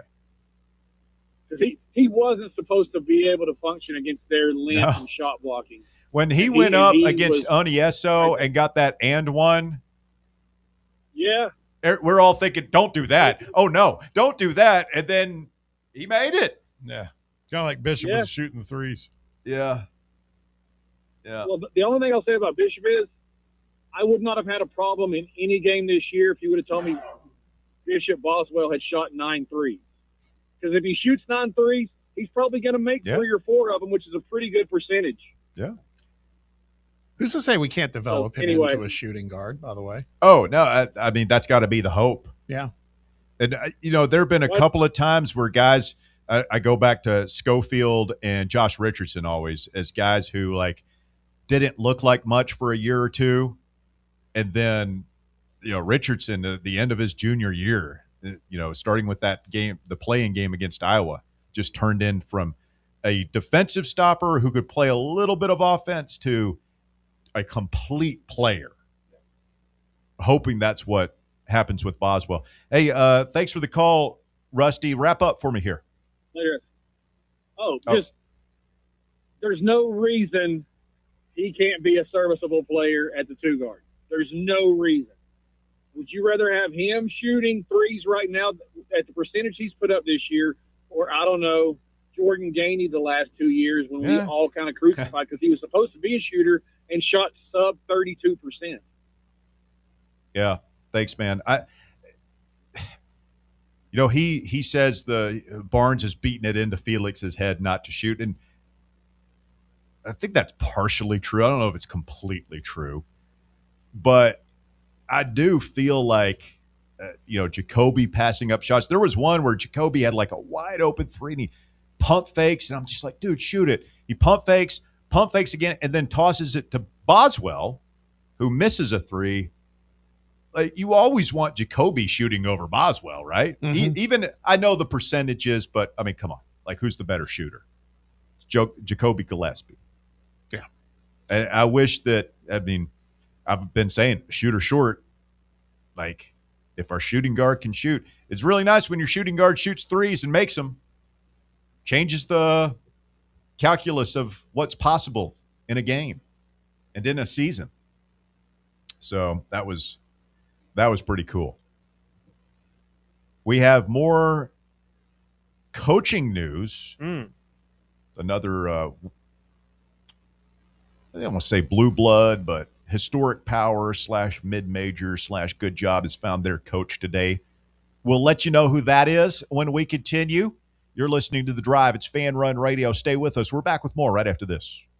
The Drive. Miss any of your favorite Fan Run show? Listen to the podcast on our free Fan Run Radio app or wherever you listen to podcasts. Are you ready to show off that confident, radiant smile you've always dreamed of? Well, here at Knoxville Smiles, we're ready to turn your dream into a reality. At Knoxville Smiles, we're more than just a dental practice. We're your partners in achieving optimum oral health. From routine cleanings and checkups to advanced cosmetics and restorative procedures, we offer a wide range of services in an environment that makes every visit a positive and comfortable experience. At Knoxville Smiles, it's about more than just treatments. We're focused on creating a welcoming environment where you feel like family. Our state-of-the-art facilities are designed with your comfort in mind, and our friendly staff is always ready to address your questions and concerns. Don't wait any longer to achieve a beautiful smile you deserve. Schedule your appointment at Knoxville Smiles today and take that first step towards a healthier, happier you. Call us at 865-539-1776 to book your appointment today, or just visit our website at knoxvillesmiles.com. Welcome to Axle Logistics, where excellence isn't just a goal, it's an energy.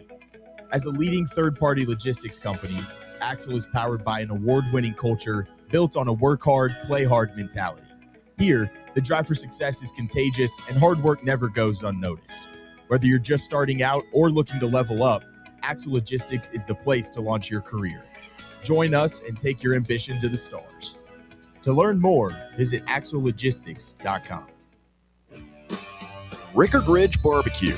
It's more than just dinner, it's a destination. Hey, this is Russell Smith, and whenever somebody asks me for a barbecue recommendation, I always tell them to take the quick drive up I-75 and visit Rickard Ridge Barbecue. Rickard Ridge is about a 20-minute drive up I-75 from downtown Knoxville. Just take exit 134 in Caryville, hang a right, and Rickard Ridge is tucked just inside Cove Lake State Park on your left. You can't miss it. Fall off the bone Memphis-style baby back ribs, slow-smoked chicken thighs, fresh, juicy, hand-cut steaks. Rickard Ridge has it all. And this ain't no Yankee chain store fly-by-night operation either. Owner Mark Rickard has spent years honing his smoking skills in Memphis, and his secret recipe and techniques have been driving East Tennessee wild for years. So make time to check him out. Rickard Ridge Barbecue inside Cove Lake State Park and online at rickardridgebbq.com. Blackford Veterinary Surgery Referral specializes in surgeries not regularly performed by your pet's general veterinarian. They're currently accepting referrals from vets all across the country. With their newly renovated state-of-the-art surgery center and highly trained staff, clients can rely on professional and thorough care. If your vet says that your pet needs surgery or rehab, ask for a referral to Blackford Vet and let them get your best friend back on its feet. Located conveniently in West Knoxville. For more information, visit blackfordvetsurgery.com.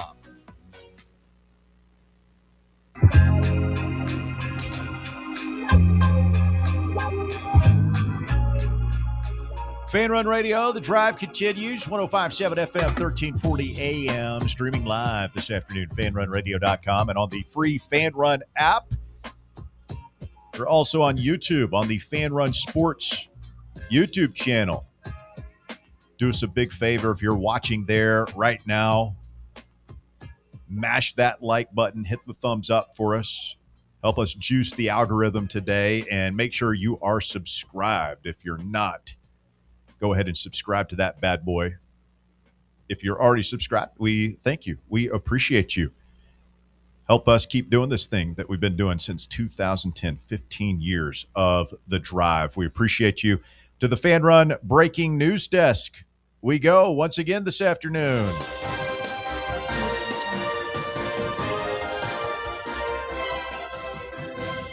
Utah State head coach Jared Calhoun has agreed to be the next coach at Cincinnati. Really? He'll return to his alma mater.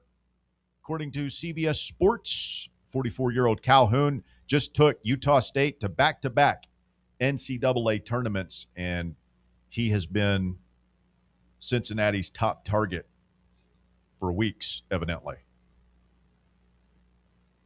Is that a job, Bob? I know you have respect for Cincinnati, I'm sure, from growing up in the Midwest. Like, is that a job you can win at in the modern era? Do they have money? That I don't know, but I mean, it's considered. I think he's got obviously the Cincinnati ties, but I think I think it's a good job still. Their move to the Big 12 made sense. It's crazy. They were in the Big East for a while. I don't know if you remember that.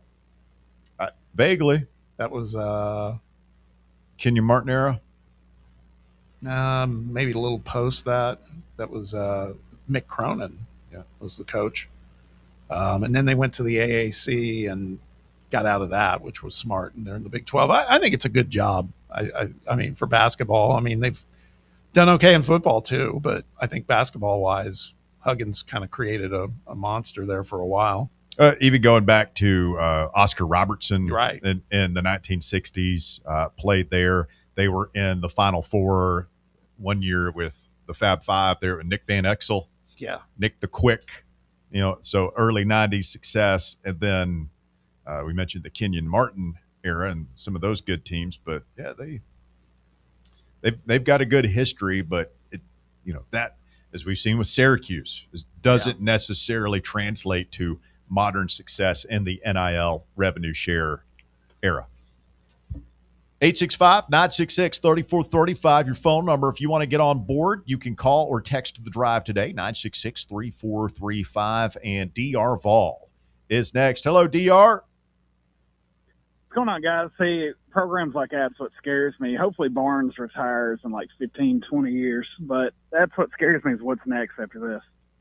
So you want like 87-year-old Rick Barnes on the side? Oh, somebody bring me my teeth. I need to chew out the official.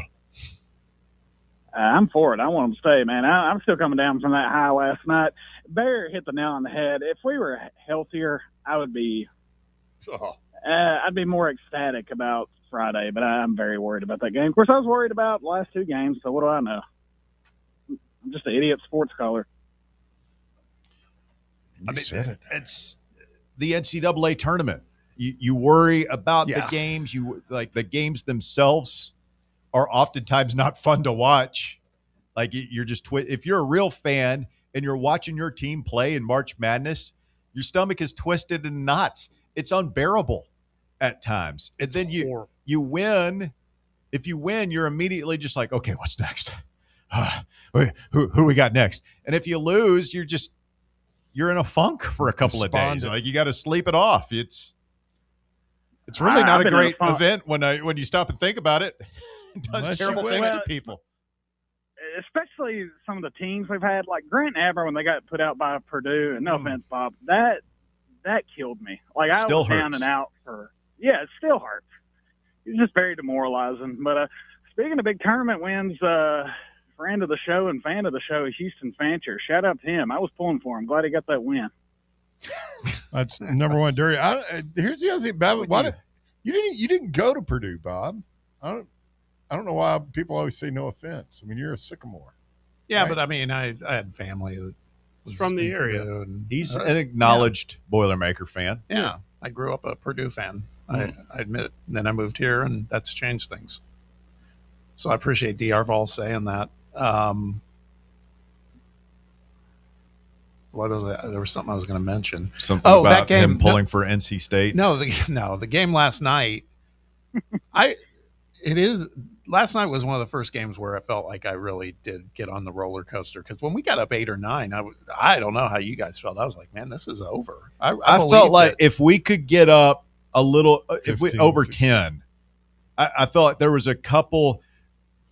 There was one 3-pointer we took. I can't remember when I felt like, if this goes in, we're winning. Like, it's done. And of course it didn't go in, and then they ended up getting back into it. But I'm telling you, man, when we were melting their DR and they tie it and they go up 1, I felt like somebody was ripping my intestines out through my belly button. Oh, you ain't kidding. I started filling the bathtub up and trying to find the toaster. You could see that coming a mile away, like, we're about to blow this right here. But I guess when you Vol leave enough, you can pull it through for them. Yeah, and it's so, usually you make those amount of mistakes, you're going to get beat in March. But I don't know, Bob, did we take it from them, or did they give it to us? I think we combination of the two. Well, I was going to say, I think we took it from them and almost gave it back, but then they helped. And then they gave it back to us. Yeah. Okay. I think it was I like that. Yeah. Because we were in charge. DR, if I may, the one thing I was going to say is those announcers were pissing me off, because at halftime they did the whole, really, Virginia should feel great about this. It's like, it was almost like they were willing Virginia to come back. They had a point, though, because it did feel like we were dominating in certain respects, and we're only up 5. Yeah, I think it was John Reed said they're almost kind of like gaslighting you. I mean, it did have me worried for sure. But, guys, that's all I got. I'm going to try to enjoy this week. Enjoy what happens Friday. Yeah, and, Bear, you made me LMAO getting IRL mad at Davey about a hypothetical situation sitting next to him in the championship game. So, shout out to you. You're star of the show on VR. Thanks, guys. Thank you, sir. How many times did you threaten physical violence on Davey? Was it 3 times last night? I heard some of that. That was a little uncomfortable. There were chainsaws involved. I was going to cut us if it meant we were going to win the Natty or just a Final Four appearance. Didn't matter. Regardless, I was willing to cut Davey's head off with the chainsaw. Yeah. Wow. It's turn. You say it's so casual. I was willing to. Yeah. I was going to brutally. He's got that murder whole him. Duke thing. I love Dave. He's like my kid brother, but during the NCAA tournament, he angers me. I find it odd that the Duke thing he really downplayed for a while. Oh no, I'm not. I grew up a Duke fan, but not anymore. Not anymore. And now he's openly embracing it again. Yeah, because he's a lying liar of a Duke fan. Coach, because he was a shame. He wears Coach K. He wears gone. blue underoos. I said this last night on the post game, Bob, and it's just true. And I don't understand how anybody willingly decides to be a Duke fan. I knew from a very young age. I'm talking like single digits when I first started watching college basketball on TV. Like just seeing their court and their student section and their rat-faced coach and Christian Leitner and Jay Billis and Cherokee Parks and all, like just instinctively, I hated everything about it. Everything. And it's never changed. It's never softened. I don't like them. I want all the bad things in the world to happen to them. And when good things happen to them, it hurts me deep down in a just pit of the recesses of my soul that I don't even want to admit exists. But they're there. Preach. And I feel like that's the way most normal people feel. That's the way good people feel. If you're raised right, I don't understand how What Duke happened to fans can Davey? exist. Especially Davey. I mean, he's from Lenore City. His father failed him. Sometimes you just see those things. You're just like, oh, yeah, this is I hate this. Ooh, this shouldn't be. This shouldn't exist. And they're like, why? I don't know, but it's not good. Dallas Cowboys. Bingo. I was going to say Notre Dame. They're on there too. Yankees definitely that way for me. Yeah, the Yankees are that way. The Dodgers are slowly becoming that way, but they're not there yet. No, they're still too popular. Yeah, they're starting to for casual baseball fans. Let's hear from Rick Barnes, Tennessee basketball coach, meeting with the media after the game in Philadelphia yesterday, talking about what went right and what's next for the Big Orange. Just really excited and proud for our guys. They worked hard. They had to play a team like Virginia. The utmost respect for Ryan Odom and what he's done in a short time there at Virginia, but really proud of our guys. And both teams, I thought, played extremely hard throughout. Every possession mattered, and really a great win for us. But again, I'm just really proud of these guys.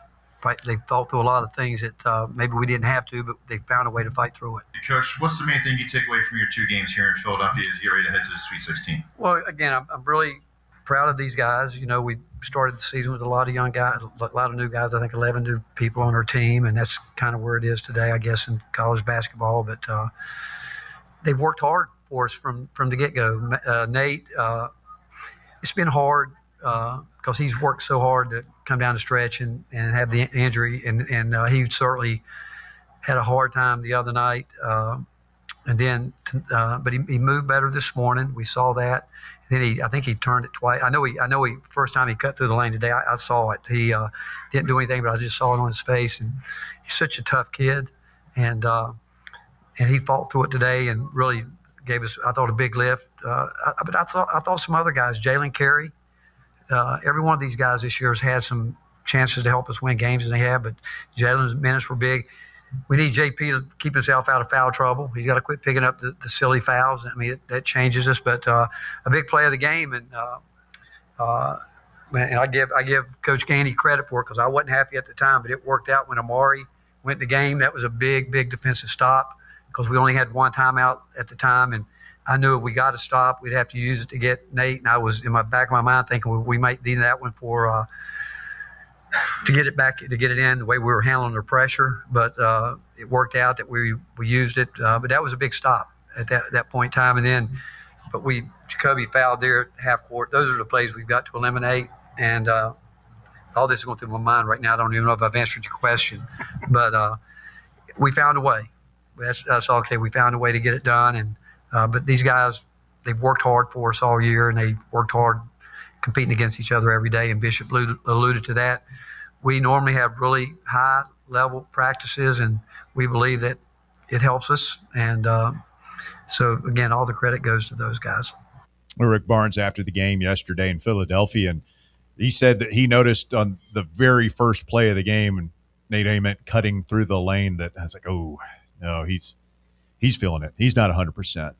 And then shortly after that, he gets fallen on. I know. I saw that. God. It's just – and he gets hammered a couple of times. What did you think? There was the one play that Virginia fans were railing about online where Nate drives down the lanes in the second half and he just travels. Kind of throws up an awkward shot. They're saying it was a travel. I don't know that. I saw that. I saw it. It was a hell of a – yeah, he traveled. Did he travel before or after he got fouled?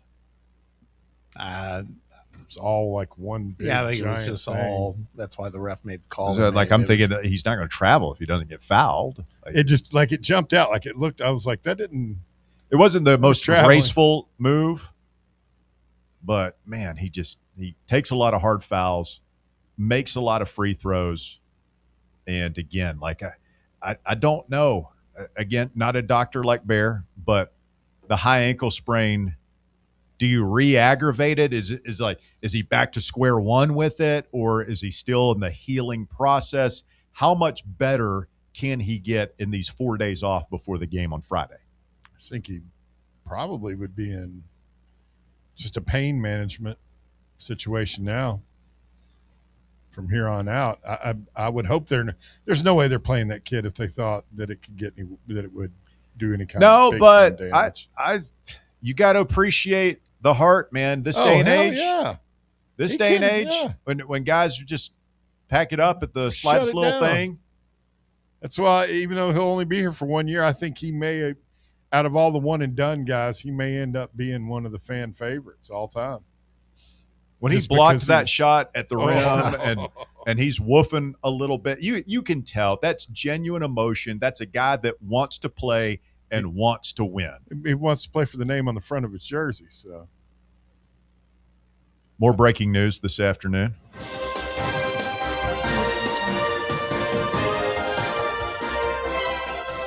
Third trip to the Fan Run breaking news desk. Arizona State. Walker, your boys found a basketball coach. Yeah, we got one. Longtime St. Mary's head coach Randy Bennett, one of the nation's best mid-major coaches this century, is the new head coach at Arizona State. A lot of people thought he'd never leave St. Mary's, thought that was kind of his place. I do wonder, is this, with Gonzaga going and that rivalry ending, is he thinking, yeah, it's time that we can't just be the only team in the West Coast Conference? No, I mean, that's going to be a big hit to the West Coast Conference. So you don't sound very enthused. I don't know, because I didn't think about that he might just be trying to get out of the WCC. My whole thing was Randy Bennett has been offered so many bigger jobs before this. People have been wanting him to get a bigger job for like 20 years, it feels like. Like what? Who tried to hire him? I don't know who tried to hire him. I just know his name has been linked to big jobs in like every coaching cycle I can remember. And now he's an Arizona native. He's from Mesa, which is like 20 minutes from Phoenix in that general area. And I just hope that this isn't like a last stop just for him to go home and not actually him spend the time and the resources to resurrect the program like it needs to be. Look at it from the angle of what happened here at Tennessee with Rick Barnes. Yeah, it's true. Because that's what a lot of people thought when he came here, that was going to be a victory lap job. And he's actually shaped it into the program's, I think, certainly far better off than it was when he got here, but I think it might be as good as it's ever been. He's 63 years old, originally from Mesa, Arizona. Yes, it's like 20. It's in the Valley area, like 20 minutes from campus, pretty much, even 10 minutes, depending on where you're at. Westwood High in Mesa. So is this a little bit of a homecoming for him? Yeah, that's exactly what this is. Like, he's from there, raised there. It's kind of similar to what they did with Kenny Dillingham, because he was an Arizona State Valley guy in football, and he came home after coaching at Oregon. It's different, though, because you're right, he's in his 60s, but Bob makes a good point. Rick Barnes was like that. It wasn't a homecoming, but people thought it was a victory lap job, and look where he's at now. Only difference is I don't know how much Arizona State's going to help Randy Bennett out and financially and all that, because they don't. Whatever they got's going to football. Well, they haven't shown actual interest. Well, Dillingham was out there like singing for his supper. He's like, "Hey, somebody stroke a check." He was begging for people to send him money, and then after everything that happened in 2024, somebody didn't they? Yeah, pretty much. But he was saying, we got a lot of Fortune 500 companies around here. Like, someone give us money. Surely somebody will underwrite this. Yeah, and I don't think that Randy Bennett's going to be that kind of guy. And it's also like, it's Arizona State basketball, and you're not going to make as much money off of that as the Valley could make off of football, which is shown. It's weird. I don't know. I'll kind of have to wait and see on it. I kind of like the hire, man, if I'm Walker. I think it's a good hire. I do. Bear, where do you know where St. Mary's is located? And it's in California, but do you know what city or town it's located in? San Luis Obispo. That's a good guess, but no. I thought it was in. It's in northern Los Angeles. Is it the Monterey area? It's Northern California. It's Moraga. Moraga. What the hell is Moraga? Somewhere in Northern California. That much I know, but it's a big state. So, yeah, he's moving up in the world in terms of conference and weight class and all that stuff. So, yeah, getting to go home. We'll see how he does with the Sun Devils. We got to take a quick break. Coming up, we'll wrap up hour number 2 of the drive here on Fan Run Radio. We got some more Tennessee basketball stats that will shock and amaze. Stay with us. We're back with more right after this. The Drive. Streaming worldwide at fanrunradio.com and on the free Fan Run app. This is Big Orange Country's sports talk radio superstation. Fan Run Radio, Knoxville. White Claw is taking hard seltzer to new heights with White Claw Surge. At 8% alcohol, White Claw Surge is a stronger wave of refreshment that doesn't compromise on taste. Available in 4 bold waves of flavor like ripe blackberry, citrusy blood orange, zesty natural lime, and tart cranberry. Check out your favorite retailer in-store and online for the White Claw Surge Variety 12-pack and 16-ounce single-serve cans. White Claw Surge. Please drink responsibly. We really need to get some branded stuff. Shirts, hats, promo items, something professional. I mean, we could just find a website and order a bunch of it ourselves. You could, but you're taking a big risk. You don't know the quality, the fit, the timeline. It's a roll of the dice. Yeah, I guess, but isn't that how everyone does it now? Not the ones who actually care about how their brand looks. Look, if we're putting our name on it, it needs to be done right. We need SM Athletics. SM Athletics? Yeah, they specialize in working with businesses like ours. Apparel, hats, promo gear, but real, customized stuff. They actually care if it turns out right. Probably a lot better than getting stuck with 100 t-shirts with crooked logos. Exactly. Plus, they'll walk you through everything. Sizing, colors, material, so it matches the image we're trying to build. Makes sense. What's the name again? SM Athletics. Trust me, if you want to look like a real company, not a flea market stand, this is the move. If you're serious about your brand, work with people who are serious about getting it right. SM Athletics. What's up, Fan Run Nation? This is Evan Rogers with ECR Total Landscapes. I'm happy to announce that our free stump grinding promotion for Fan Run Radio listeners is now extended to March 31st, 2026. If you've got trees in your yard that need to come down before they fall on your home, don't risk it. Call ECR Total Landscapes and mention you heard our ad on Fan Run Radio, and we'll get rid of that problem tree for you and grind those stumps for free. Call us at 865-384-2012 or check us out online at ecrtotallandscapes.com. Are you ready for the start of a new season? Maybe looking for your team to go on a tournament run? Get game day ready with Crumble. Head on over to your nearest location and pick up 12 pre-selected cookies plus exclusive toppers. When you're looking for dessert options, there's no question about who you should call on. Our listeners already know. Last year, the Dubai chocolate was a home run, along with the brownie batter. Oreo crumb was another crowd favorite. What new flavor will set the standard this season? If you're in the Knoxville area, there are 3 locations ready to serve you: Clinton Highway, Parkside Drive, and Maryville. Download the Crumble app to build your best lineup and vote on the best combos. You can even put your bid in to request a new flavor. Order in the app and slide on over to your nearest location. Tell them Fan Run sent you, and as always, it's for the fans, by the fans. Don't miss the cookies.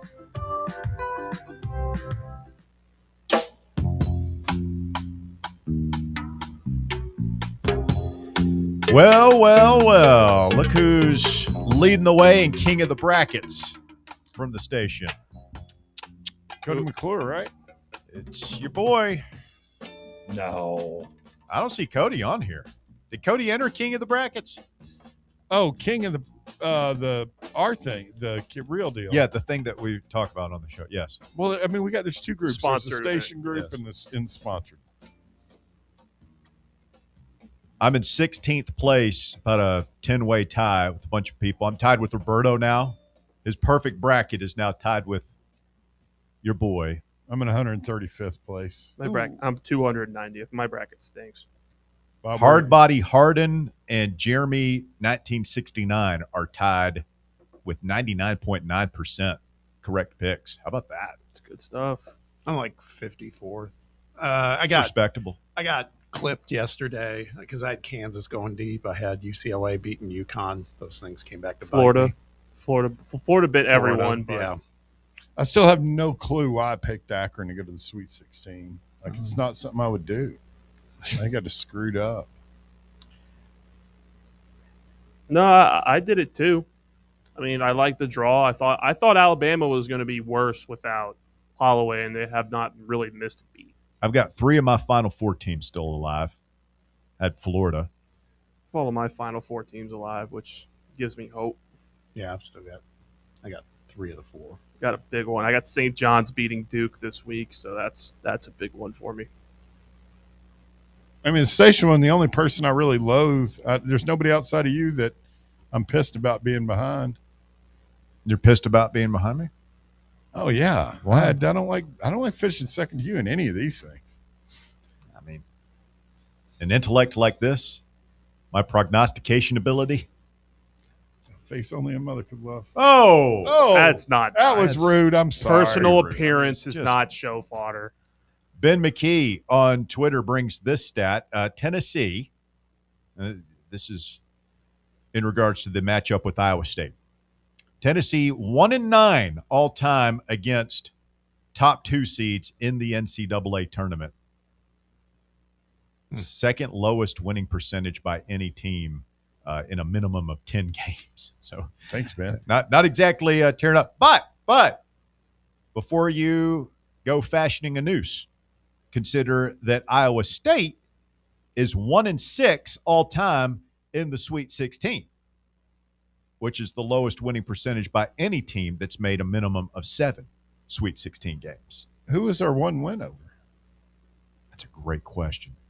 One win over a 1 or 2 seed. It would have had to have been a 2. I don't think we've ever been Ohio State. It was Ohio State. Evan Turner's team. Tournament's undefeated, man. The TV ratings are out for the opening weekend. Stratospheric. Yeah. Most watched opening day on record. And the Thursday primetime window, which included number 1 seed Michigan's win over Howard and VCU's comeback upset victory over North Carolina, was the most watched first round window in March Madness history.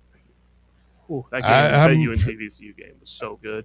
Yeah, I know. I can't remember which, if it was VR, the Daily Show, where you said something, but they just need to leave it alone, Russ. Yeah. Don't screw this up. No more expansion. No. This thing's perfect the way it is.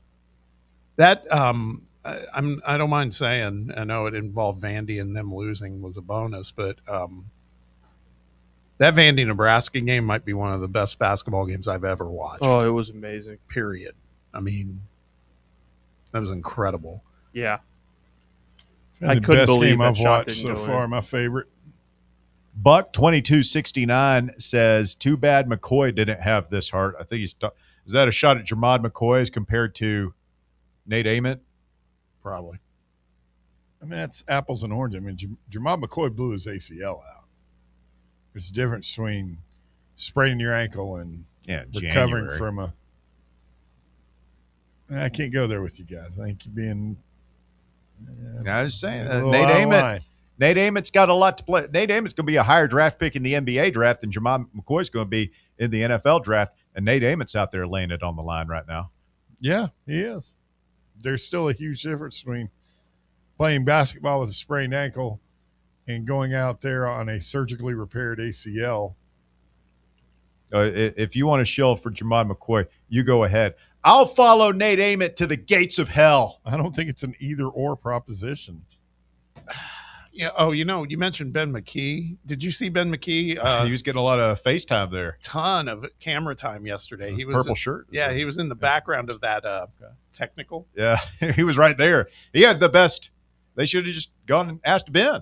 Yeah. My kid shouldn't have shoved poor JP. JP was just blocking him out a little bit. That's all. That's what you do underneath the basket. That's why I was like, I can't believe Odom was out of his mind, and it's like he was boxing him out, man. That's all it was. Blocking him from. So, Bob, you got to walk me through. I'm watching this YouTube feed right now. Are our complexions really that different? How come you look youthful, colorful, and vibrant, and I look like I'm on the tilt-a-whirl about to lose my lunch? Because he went to Florida for a week last week. He's tan. He is tan. I'm tan. Is that it? He's tan? Yes. Yeah, he's tan. He came back from Florida glowing. Why do I look green? Because you don't go out in the sun. I go out in the sun all the time. What are you talking about? I spent like all day outside Did you put on both days sunscreen? this weekend. I do. Yeah, I don't want to burn. That's why you don't ever So tan. do you put on sunscreen when you go to the beach? Oh yeah. No. Tan What with SPF are sunscreen. you at? 50. Yeah, that's what I do. Yeah. Sun's more intense down there in Florida. I don't know. I think some people are more conducive to their skin pigmentation or whatever to get in the sun than Bob's got better genes than you do, Russ. I guess Better so. looking dude. I'm going to have to go and hire a stylist or something, some sort of makeup artist to come in here. And Well, he's always dressed impeccably. Who is? Bob. Thank you. It's not Mayor Walker.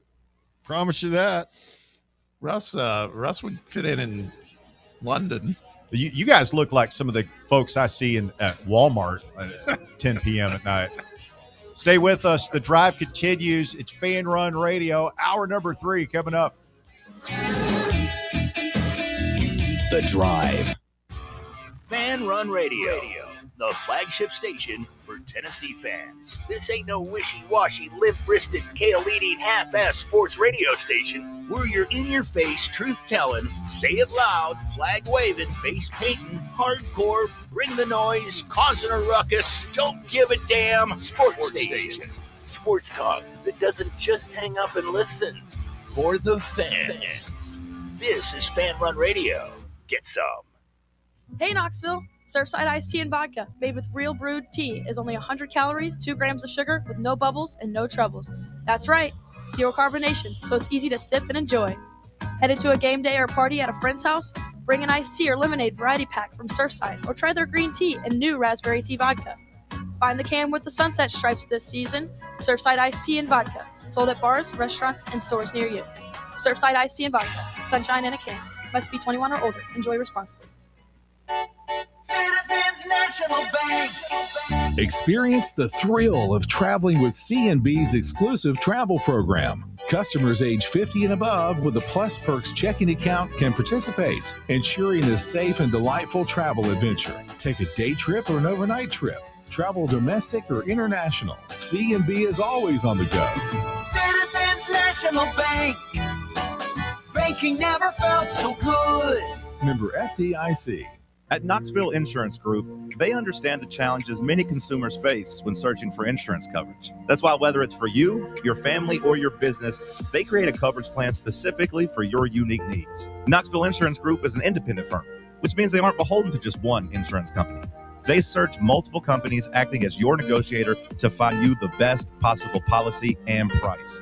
Start a quote in minutes at KnoxvilleInsuranceGroup.com or call them today at 865-694-9788. Running a business, coaching a team, planning your next big event, you need more than just gear. You need SM Athletics and Logo Solutions. Custom uniforms, branded apparel, promotional products, done right, done fast, and built to show off your brand with pride. From local businesses to high schools to major universities, SM Athletics is trusted by winners. Get real service, get real quality, get noticed. SM Athletics and Logo Solutions, where your brand comes to life. Visit smathletics.com and let's build something great together. What is dedication? The thing that drives me every day as a dad is Dariano. We call him Day for short. Every day he's hungry for something, whether it's attention, affection, knowledge. And there's this huge responsibility in making sure that when he's no longer under my wing, that he's a good person. I want him to be able to sit back one day and go, we worked together, we did a good job. That's dedication. Find out more at fatherhood.gov. Brought to you by the U.S. Department of Health and Human Services and the Ad Council. You're listening to FM 105.7 and AM 1340, WKGN Knoxville, and W289CU Knoxville. Fan Run Radio. Smoky Mountain Brewery is the place to be for game day. From the moment you walk in, it's wall-to-wall big screens, making Smoky Mountain Brewery the perfect place to watch the Vols or your favorite team in action. With locations in Turkey Creek, Maryville, Pigeon Forge, and Gatlinburg, you're never far away from a great time at Smoky Mountain Brewery. Try one of their world-famous microbrews like Black Bear Ale, Mountain Light, or Cherokee Ale. Juicy burgers, wings that bring the heat, and delicious handmade pizzas made with hand-tossed crust from the freshest ingredients and their own special sauce from a secret recipe, topped off with hand-grated cheese and farm-fresh toppings. And don't forget, those famous microbrews are also available in kegs for your next party or in 6-packs and growlers to go. So grab your crew and head to Smoky Mountain Brewery and tell them Fan Run Radio sent you. Smoky Mountain Brewery. Eat local, eat good.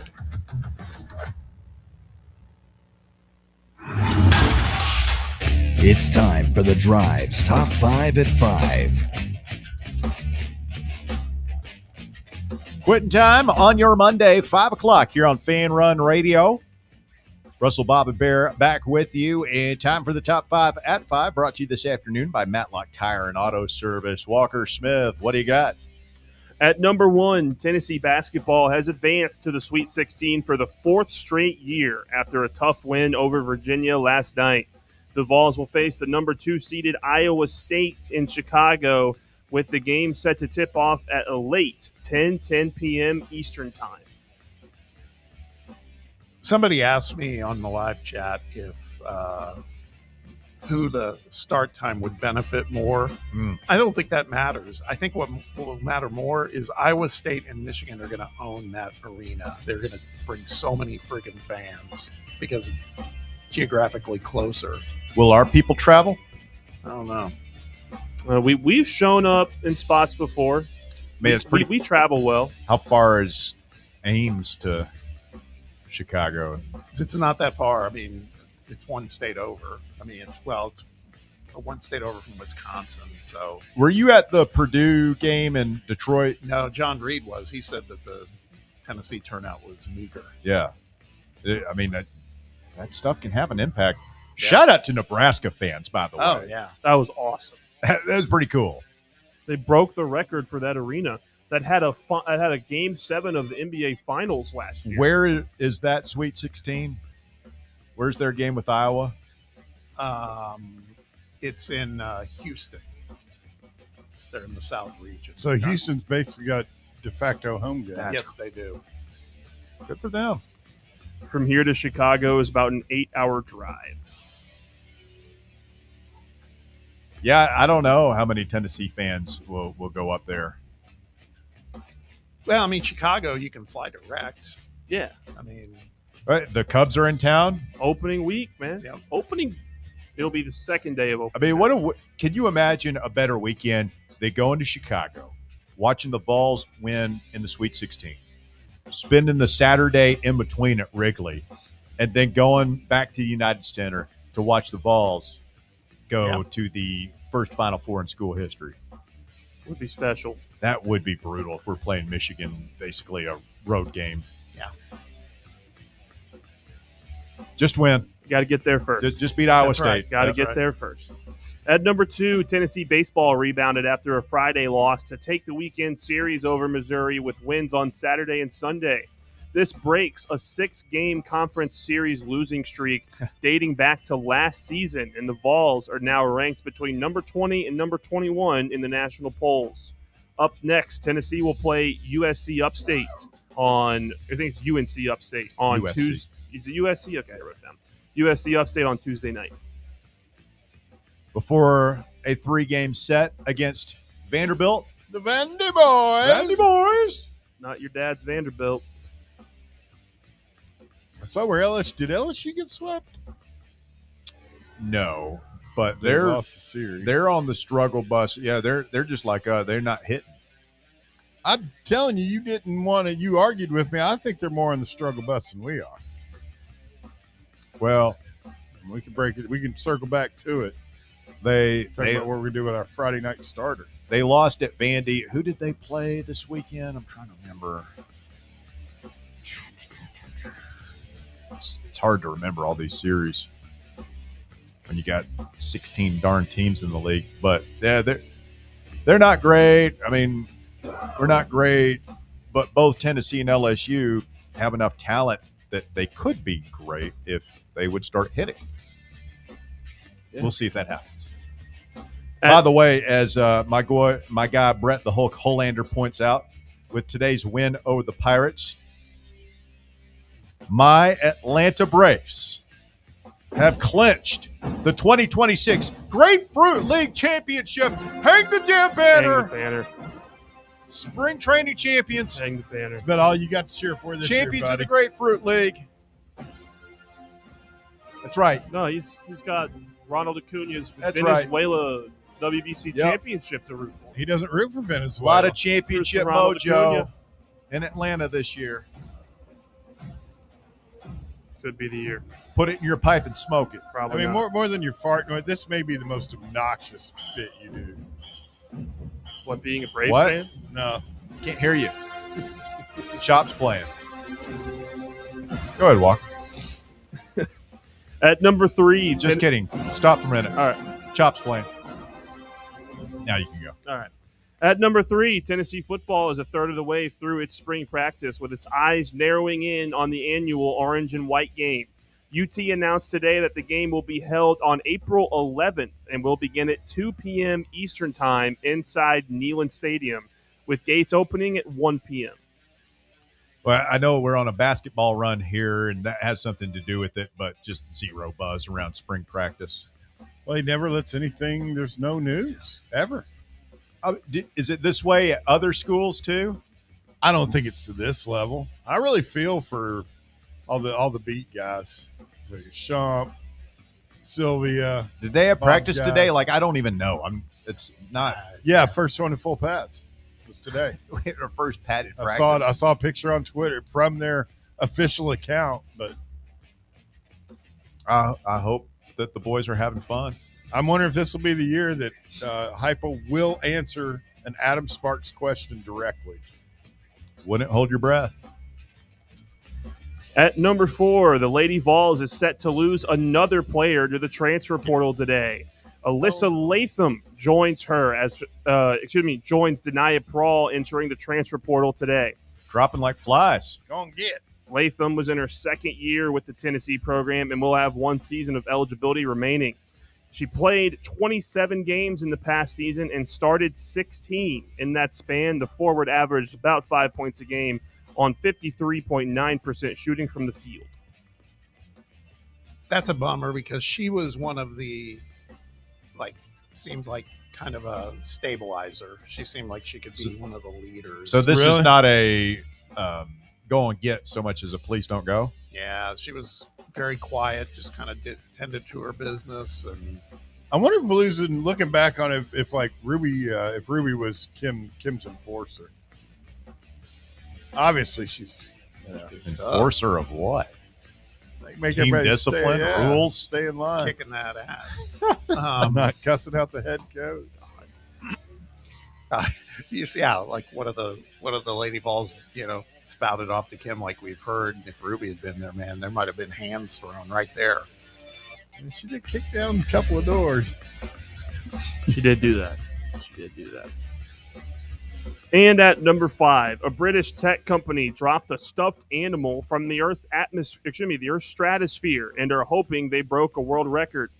Emmy, a fluffy 9-ounce yellow and green creature, traveled 116,419 feet over Kingston, New York earlier this month via a high-altitude balloon and gently fell back to Earth after the balloon popped. The plushie landed intact in a tree in Windsor, New Jersey. Some observers speculated that Emmy may have been barbecued in her return trip, but she wasn't incinerated upon re-entry into the Earth's atmosphere. Barbecued? Because of her low density and slow maximum speed. What? Why would this even happen? Like what's the point? scientific Dropping stuff out of the sky is fun. Man, get like the dude the dude Goes that fast. Perished, Goes boomy boom. Science. Science. But this thing didn't go that fast. Yeah, I got to break the let's damn drop- sound barrier. Yeah, let's see what we're gonna get. What are we gonna glean from this? That they dropped a plushie. Trying to break a world record. What? The longest drop of a plushie? Exactly. Is that even a record? Apparently. Are you sure? That's what the article said. We need to work on some sort of Guinness World Book of Records Let's do it. item. We've done that. Really? Yeah, Russ got tired of it. It's during COVID. It's back when I used to do the top 4 and top 5. It's like a 3-month period. What was your What was idea? I would bring a Guinness Book of World Record fact, like almost every day. Bob's saying we need to do To something. break one? Yeah, let's just do a Guinness Book of World Records segment on the show. It's brilliant stuff. What would you propose we do? Fastest What can we drop out of the sky? Yeah, I don't know. Walker. I would want to drop a bowling ball. That would kill someone. I'm saying Walker. Bowling ball. That would kill someone. We just attach one of those balloons to Walker and just. You ever float him up see? there. I'm afraid of heights.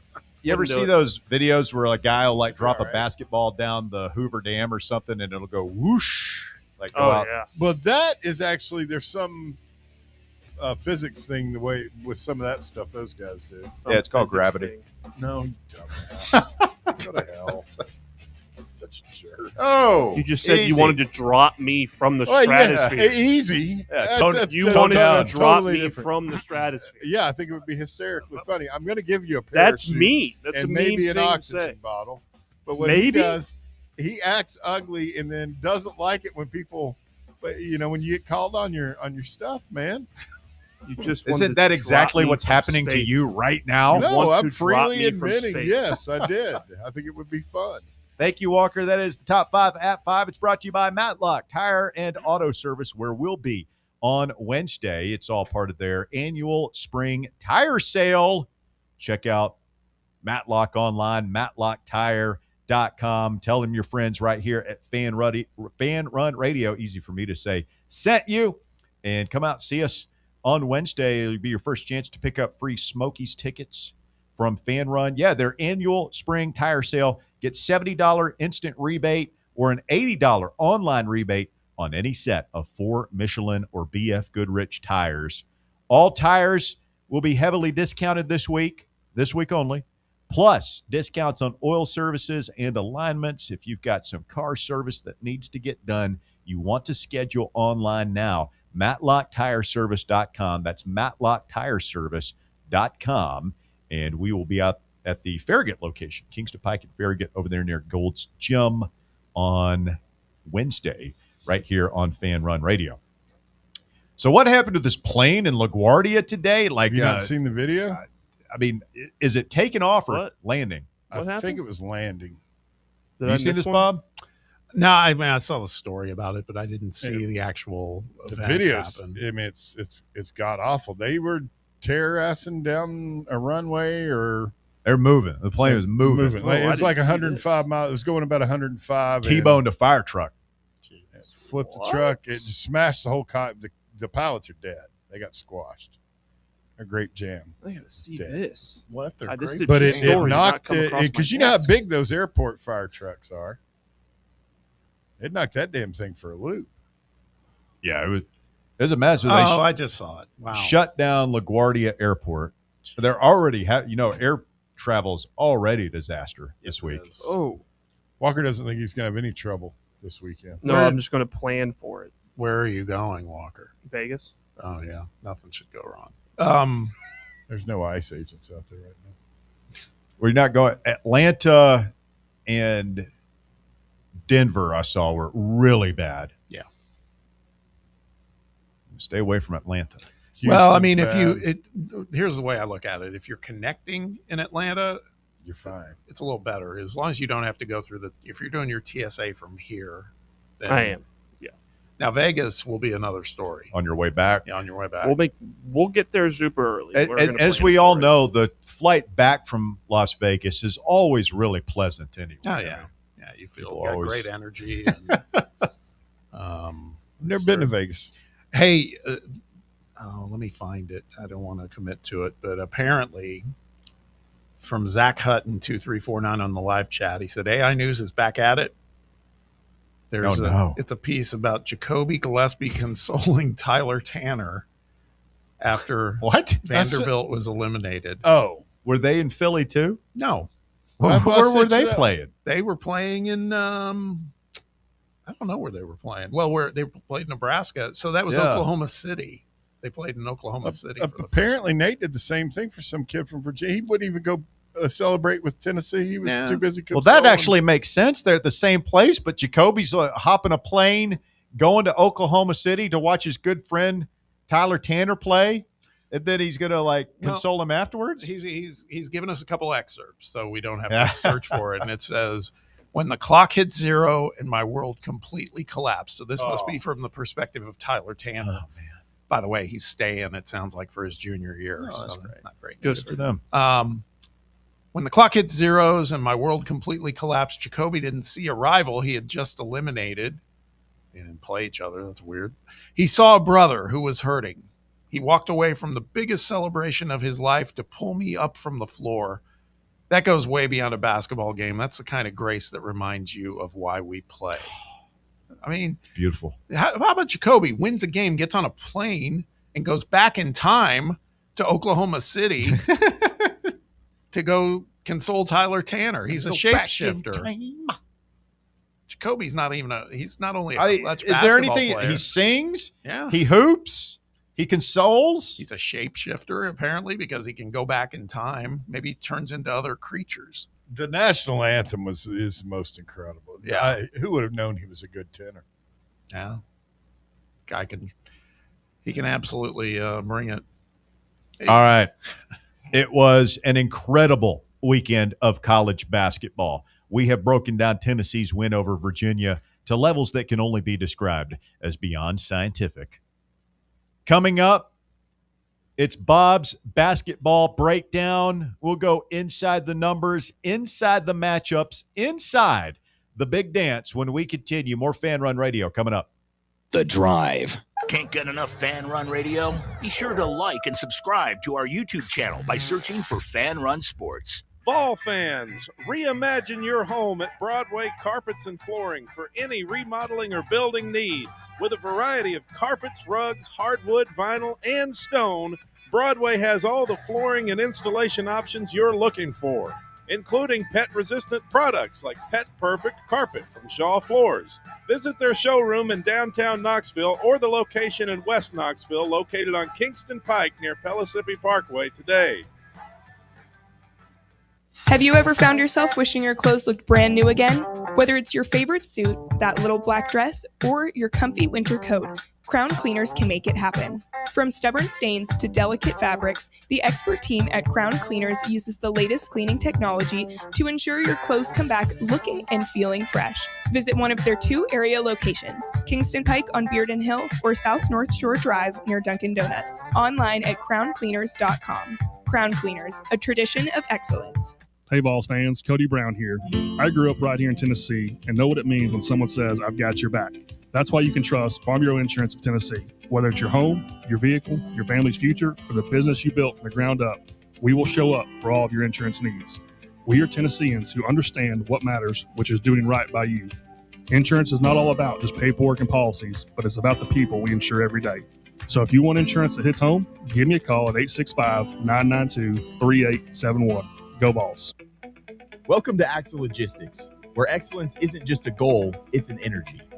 As a leading third-party logistics company, Axle is powered by an award-winning culture built on a work hard, play hard mentality.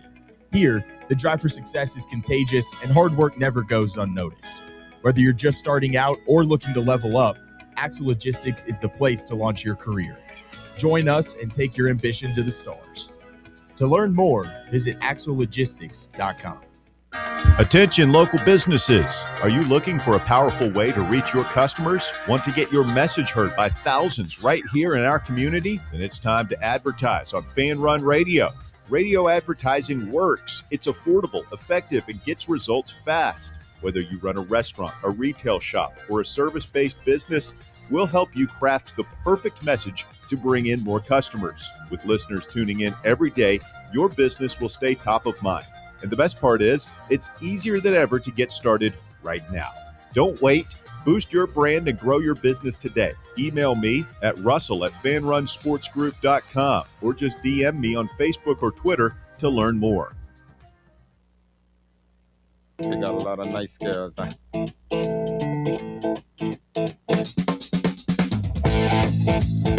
I'm racing.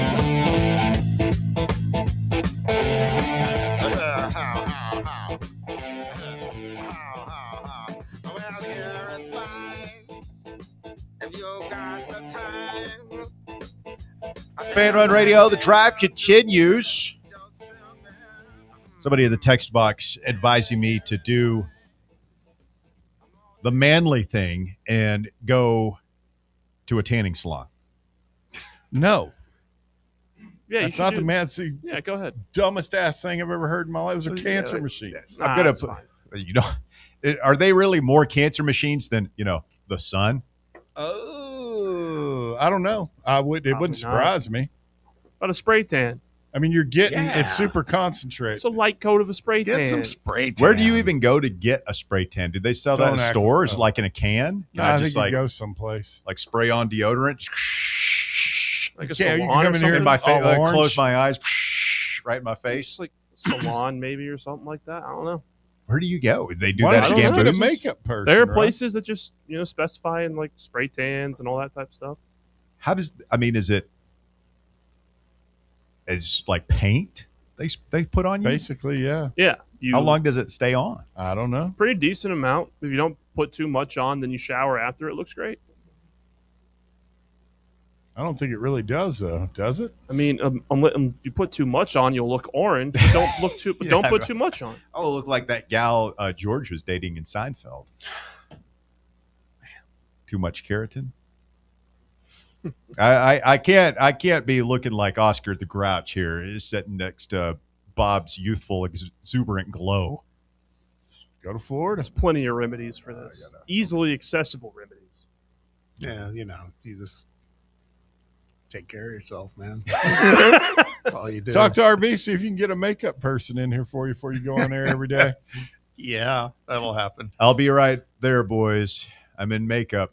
You ever see the TV guys? Like when I was doing the beat reporting thing, I would always see like the TV guys, stuff tucked in around the collar. Well, like Mark Packer and Steve Phillips, God rest his soul, and like who was I never noticed it with Wogan, but like they'd have that makeup on. Yeah, gotta look good for TV. You could tell when you're up close. You can't tell when you're watching TV. Nope. Tell when you're up close. All right, gentlemen. On that note, let's pivot back to basketball. We do this every week during basketball season. We call it Bob's Basketball Breakdown. Basketball Jones, I got a basketball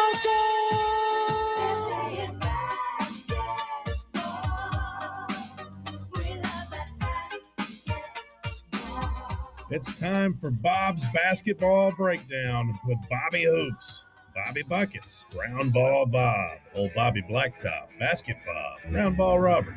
Talk to me, Bobo. Thank you, Cody.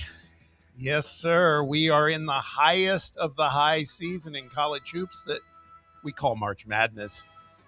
Not so many upsets in the first round, but man, there were some big time upsets in the round of 32 as we saw usual March staple Gonzaga get sent packing, and then we bid adieu to perennial blue bloods Kentucky, not sorry, and Kansas, along with other big brand names like UCLA and Louisville, and it all culminated last night with the exit of a 1 seed, national champion Florida, whose elite front court got punched in the mouth by the Farm Boys from Iowa. Wow.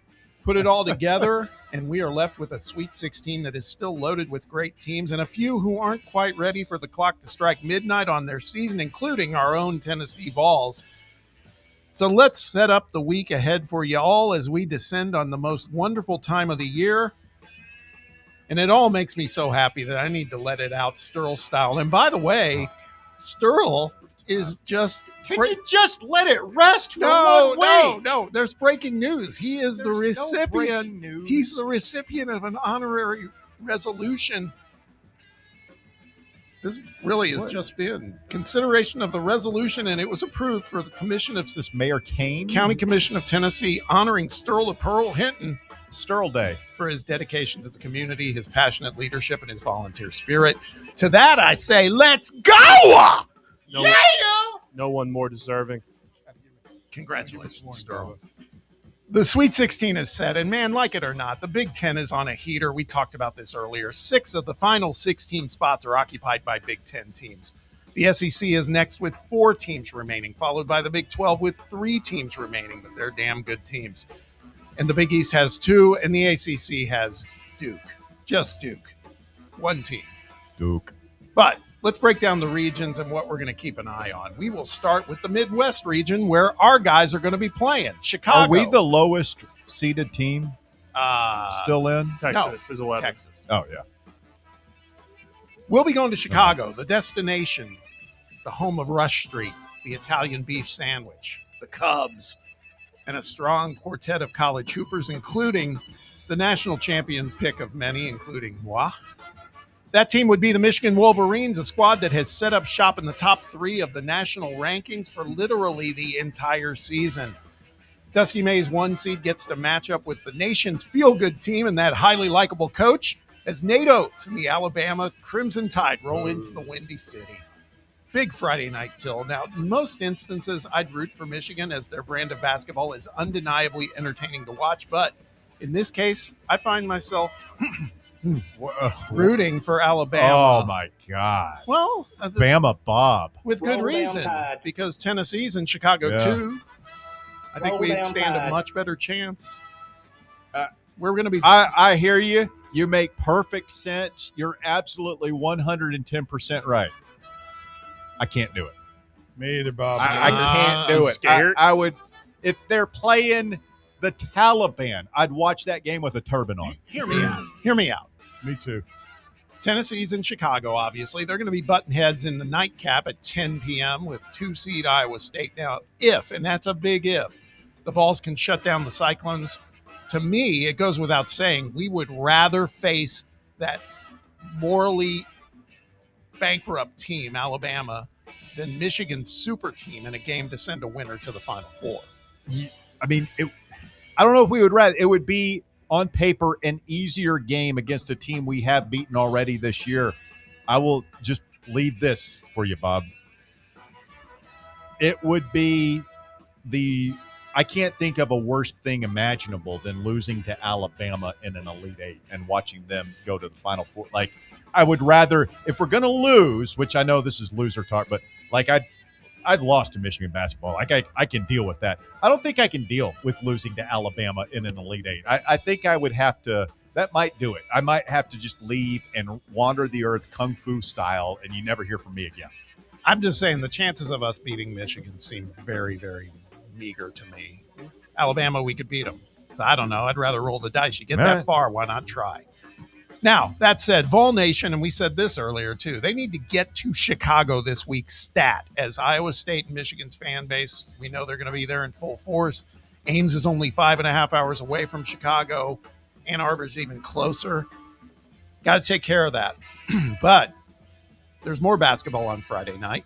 The East region will be in action, and let me tell you, that bracket is loaded. Number 1 seed Duke will saddle up to face number 5 seed St. John's in Washington, D.C., and that's a game featuring one team that's very unlikable team for most fan bases, and then another team that's coached by that vampire, Rick Pitino. Oh.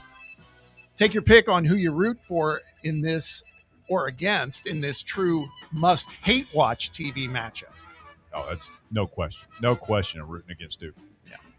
Speaking of hate, Danny Hurley and his UConn Huskies will take the floor in the nightcap, matching up against college basketball's coaching version of Bear in terms of 3-level grumpiness, as Tom Izzo and 3-seed Michigan State will try to tamp down Hurley and UConn. Oh, you're proud of yourself, aren't you there?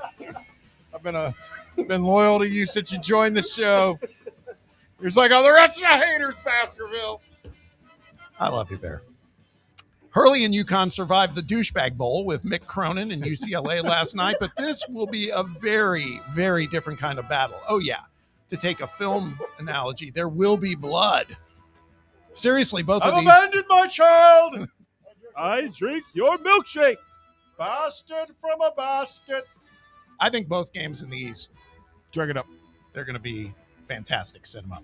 Backing up the calendar a little, the South and the West regions tip off on Thursday night. And in the South region, it feels like the region is now a little more up for grabs with Florida's early exit. That the team that took a chomp into the Gators' ass and sent them packing is now the closest thing left to a Cinderella in my book, as 9-seed Iowa travels down to Houston for a border war rivalry Big Ten matchup with 4-seed Nebraska. Now, if you watched the Huskers win against Vandy, also very satisfying, for us Vandy haters. You have to say that Nebraska is indeed for real. But, man, if Iowa can take down the defending national champ, I guess you got to say they belong as well. That's a game of contrasting styles. Both have rabid fan bases. That's going to be a fun watch. And in the nightcap, the 2-seed Houston Cougars get a home game against 3-seed Illinois. Again, contrasting styles. What with Houston's grind-em-up approach versus the Illini's Eastern Bloc cigarette smoke and shoot threes and shoot them often game plan. Make no mistake, this will be a true grown-ass man basketball game. Possibly the best Sweet 16 matchup of them all. And it may be a home game for Houston, but yeah. Illinois fans are quietly some of the most well-traveled fans in the country. They'll show up. I don't know if that game is going to feel like a home game for Houston, like I said, even though it's in Houston. I've said it before. Illinois is a basketball school. Oh, man. yeah. They'll travel. Yep.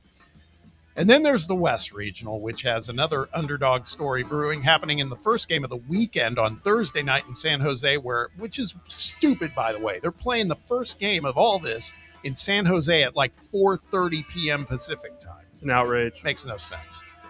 One of the very last teams to make the field of 68, that's the Texas Longhorns. We'll see if their enchanted run can continue against 2-seed Purdue. The Boilers are a 6.5-point favorite against the Longhorns, but hey, the Sean Miller effect is real. And that beatdown of Gonzaga in the second round was pretty impressive. Surprised me, really. In short, Purdue best not mess with Texas. The nightcap in NoCal should be interesting as top-seeded Arizona takes on 4-seed Arkansas, a game that features 4 of the top 12 freshmen in the country. Arizona's Braden Burries and Koa Pete, and the Hogs' Darius Acuff and Malik Thomas.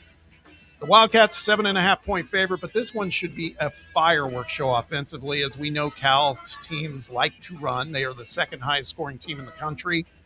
And Arizona is a versatile offensive team. They are as versatile as it gets. They're 12th in scoring. They're second in rebounding. Should be a great one. So with the first week of action in the books, we are less than a week away from anointing another Final Four. My picks still stand from last week that I made for the 4 teams to go to Indy. Out of the East, I'm standing by St. John's. They're still there, and if they get past Duke on Friday, I'm convinced they're heading to Indiana. Out of the South, my pick of Houston coming out of the South now looks even better with that 1 seed. Florida being removed from the tournament chat. And then in the West, I've got my final 2 teams still alive with Arizona rising above to take down Purdue. And in the Midwest, the boys from Michigan are still very much in play, and I believe they'll seal their bid with wins over Alabama and Iowa State. I'm not saying I want our guys to win, but a little foreshadowing there. I think Iowa State's going to get them. My Final 4 was Duke, Florida, Arizona, and Michigan, or Purdue and Michigan. Yeah, it's still a lot in play there. And I'm still more certain than ever. If you watched Michigan against St. Louis at all on Saturday, I mean, they looked like a total wagon, man. I still stand by that pick. They're going to win it all. I believe it. There you have it. I feel like it's going to be Zona. That could be. That's a good one. I could see it. Bear, I appreciate you letting me use your name, image, and likeness for the I mean, at least you'll somewhat apologize. He revels in it. Do what now? What's happening? Because I called Tom Izzo I said he was the bear of college basketball coaches. He's a grumpy dude. I'm sorry. I thought it was kind of a clever. No, I thought you were like saying he's good at something. Like I think Tom Izzo, I think a lot of Final Fours. Yeah. Like that's the first. I don't think of him as a grumpy guy. He's been to some. I mean, we're happy about 4 straight Sweet 16s, and what Barnes has taken them to 5 now. I mean, Izzo's taken it's like 16 Sweet 16s or something crazy with Michigan State. It's unbelievable. It's a good coach. Grumpy, but good coach. Jeff in the text box says, spray tans are manly. What's next? The Drive Boys doing live reads for pedicures and facials? You need them. I don't know what you're talking about, the Drive Boys. Russell's the one who was inquiring about a spray tan. Has anybody here ever had a pedicure or a manicure? I have not. No. Bob, you're being very quiet over there. I didn't hear what he's had a mani-pedi. Oh yeah. Absolutely. No, I've had a not a manicure. I've had a pedicure. It's good for your feet, man. That's what I've heard. Except the problem is I'm ticklish. Oh yeah. So it's bad, man. It's like, you're twitching and you know. Have you ever seen some of the YouTube videos of like dudes with really gnarly feet getting scrubbed up? Yeah, it's gross. So gross. It is, but some of y'all out there, like, I don't know what you're doing with your feet. They got the Tolio, but you need to get it together. I don't know, man. Figure it out. They got the toenail fungus or what? I mean, Yeah, how nasty are you talking about? The fungus, the hairiness, the bunions, the dry skin, yeah, it's bad. You got to take care of your feet now. Got to take care of your feet. Also, a little work. You got to put some effort in there. Have you ever gotten a facial? No? Anyone? I have not. Bueller? Can't say I have. Most relaxing thing I have. Yeah. Yeah. Not. What's your favorite part? Yeah. Let's. Yeah. You don't need to go to the. I'm not saying. What's. Now I kind of get what Bear's saying. You always drag stuff in. I didn't say anything. I'm asking He's a a question. legitimate bad guy. I've been saying that for going on over 10 years now. I don't even know what a facial is. Like what? Like a face mask, you mean? Like No, you go to like a spa and they. Closest I've ever come to that, I've gotten like an old fashioned shave in New York City before. There you go. I about levitated out of that chair. The hot towel. Yeah, this is what they There do. is They such a do thing. hot towels and a bunch of other stuff. And I mean, I fell asleep. Quite honestly, it was relaxing as hell. It was great. It's not the kind of I've just facial you were thinking of, but I didn't say anything. I did not. You took it there. No, you did that. No, not true. I just here's my problem with all this stuff. I'm sure it's all beneficial. I'm sure it's all wonderful. I'm just a cheap bastard, man. I can't imagine. Like, what is a pedicure is going to cost? Like $50 more? $100? I'd charge. There's no way I'd touch anybody for Tolio and all that. I'm not. I just can't bring myself to part with good money for just for my feet. Something I can do for myself. It's personal hygiene. It's taking care of yourself. Have you done it? No, I haven't, but I know people that have. What about boys' night out? We all go get pedicures and facials. Bear's buying. Yeah, that's not happening. Either one. Find us a salon. We'll make it happen.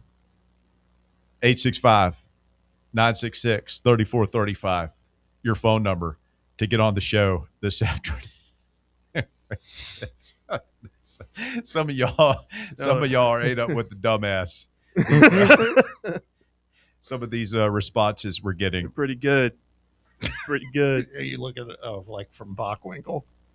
Commissioner Bockwinkel. I mean that Magic Mike, you sir are a knucklehead.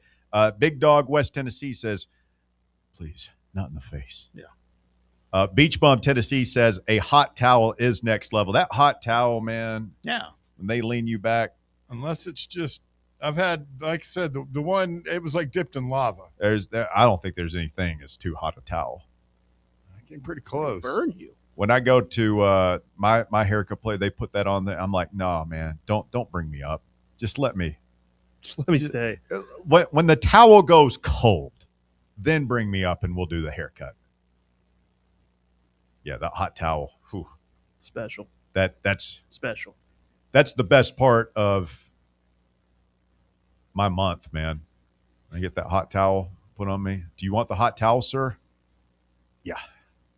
Yeah, I want the hot towel. No, I want you to just go ahead and wash my hair. We're going to do all that weird stuff. Yeah, break out the hot towel. If you could do that little motorized shoulder massage thing while you're at it too, that'd be good. I want to turn that down. Slick Mo 2 says pedicures are life-changing. Who would have had him down as a big pedicure fan? Slick Mo. See, Jason says he, referring to you, Russ, didn't say anything, but everybody on YouTube saw the reaction. So, you're on what camera. reaction? I don't. I was just quiet. Mm-hmm. The silence was deafening. Y'all didn't say nothing either. Quick timeout. The shocking conclusion of the drive coming up next on many of these Fan Run affiliates. Speak now, forever hold your peace. 865-966-3435. 966-3435. Back to wrap things up right after this. The Drive. The flagship station for Tennessee fans. This is Fan Run Radio. Hey, it's Russell Smith here for ECR Total Landscapes. I had the ECR crew out to my house last year to remove multiple trees on my property, and I couldn't be more satisfied with the work they did. Not only did they cut down several trees that were too close to my house, they also grinded the stumps and cleaned up the work site, leaving my yard looking better than before.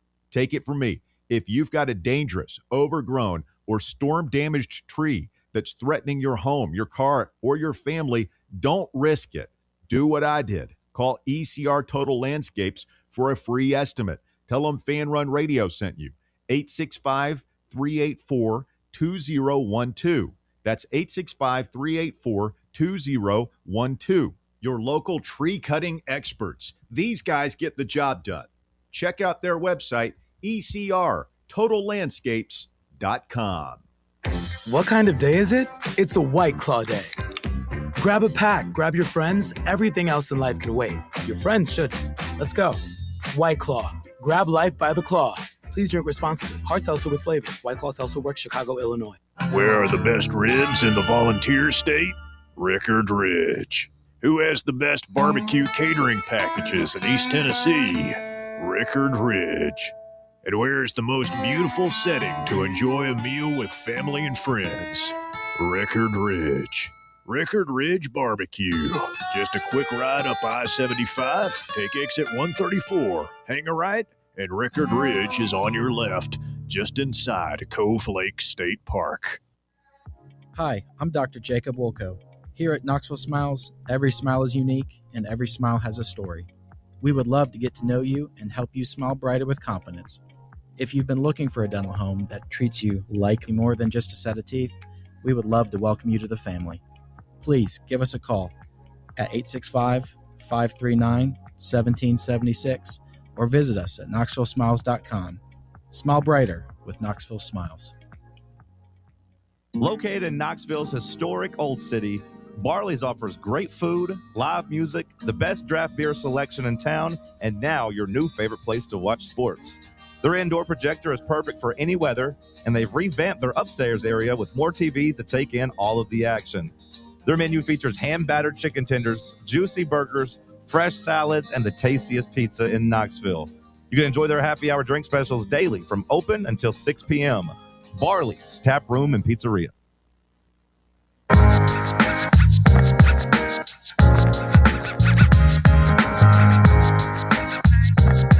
Fan Run Radio, The Drive continues, wrapping up on a Monday afternoon edition of the show. Russell, Bob, Baron, Walker back with you. And Coastal Vol says, if anyone is touching my feet, I better be getting paid for it. What do you all think? Have y'all ever seen the deal where you put your feet in like in the water and the fish nibble on your dead skin? I came so close to doing that like 2 summers ago. Yeah. I couldn't do that. Yeah, I know. Just give me what do they call it? The pumice stone? Yeah. I would have done it. The pumice stone. I would have done it. Looked cool. Yeah, done it. Have you guys seen LeBron's feet? They're gnarly looking. They're not good looking feet. Well, he's got hammer toes and like he's got a thing where the big toes are like crooked, pointing outwards, and they like go back up under the second toe. Imagine a lot of those guys have really messed up looking feet and fingers. Well, it's weird because like they have the benefit of the quote unquote, good shoe technology. Like think about like what Bill Russell and Wilt Chamberlain's but feet still, must have looked like. Just the extreme amount of force that they're, what they're putting their feet through. And you've seen the NFL players, like when they hold up their hands. NBA teams, like they might as well just go ahead and hire a pedicurist like on staff. It's beyond that. They need like a foot specialist. Because I have heard like those dudes will say the most important thing you can do. Who said this? some NBA guy. He's like telling the rookies, like, I always tell them, get yourself a good pair of slides. Good pair of slides, to where he's like, most important thing is your feet. In the NBA, like, you got to take care of your feet. I gotta say, I got a pair of I forget, like Allbirds or some slides that are super thick, and man, They make you like taller? No, I don't care about that. They're comfortable as hell. I mean, after I've played basketball or something, I'll shower up, wear those for a few hours. It's great. It's good. It's good for your feet, man. I just go barefooted. Let the dogs out. Brad in La Follette says, is TJ the Kentucky fan going to grow a pair and call in today? Don't think so. TJ has been called out.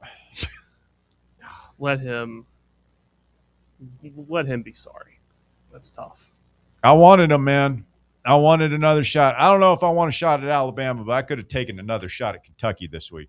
Thought we were going to get it to for a minute. Yesterday, they were putting the boots to Iowa State for the first 10 minutes or so, until they weren't. Then they didn't. Got back to the feet for a second. Got an elite line from Jason. More feet talk on the live chat, because you were talking about LeBron's feet, and all he wrote was Jordan's feet were better. Yeah, Jordan's feet were better. Oh, man. Dateline, La Plata, Maryland.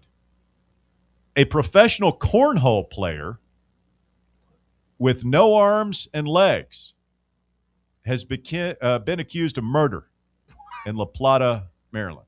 Oh, man. It's a talented person, if you ask me. 27-year-old Dayton James Weber of La Plata is accused of shooting and killing Bradrick Michael Wells, 27 years old, of Waldorf during an argument. Police say Weber was in his Tesla SUV when he shot Wells in the passenger seat. He then pulled over and asked two backseat passengers to help pull Wells out of the car. They refused and got out of the car before calling police. Weber then fled the scene with Wells still in the car. Wells's body was then found in a yard on Newport Church Road. Wells was pronounced dead at the scene. Weber was located by police at the hospital in Charlottesville, Virginia. He was arrested and charged as a fugitive from justice.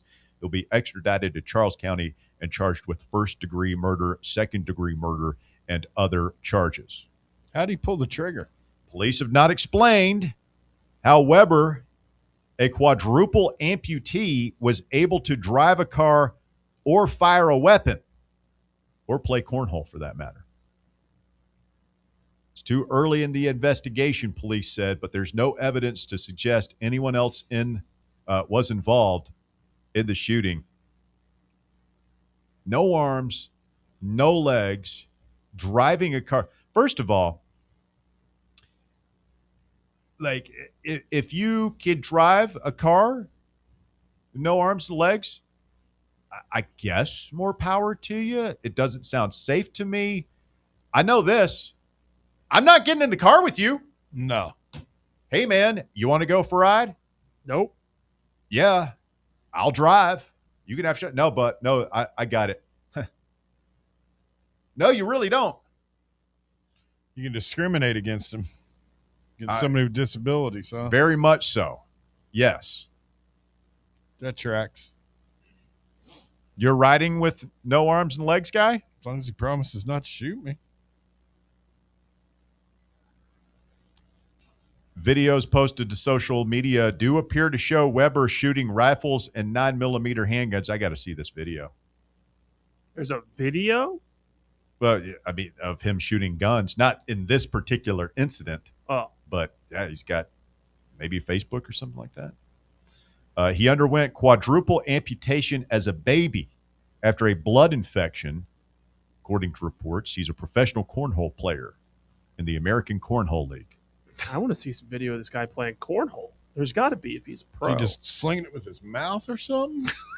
God. Got to be. What else are you going to sling it with? I have no idea. It's a great question. Wow. Now, I don't know where the arms, I mean, he might have some nubs. Could have some nubs. Just nub it. Nub that thing. I mean, does he have like I'm thinking like maybe he had a nub that's got some kind of attachment on it, and that's how he pulled the trigger. you got a little stump, you can get it up under that, the beanbag, kind of lay across your stump, fling that thing. It's a very strange story. Somebody mentioned maybe it's an autonomous driving car. True. Could be driving was a itself. Teslas. Yeah. And he's just sitting there with a gun in his mouth. Oh my God. You're going to talk to us, sir? Oh, Huh? God. You got something to say?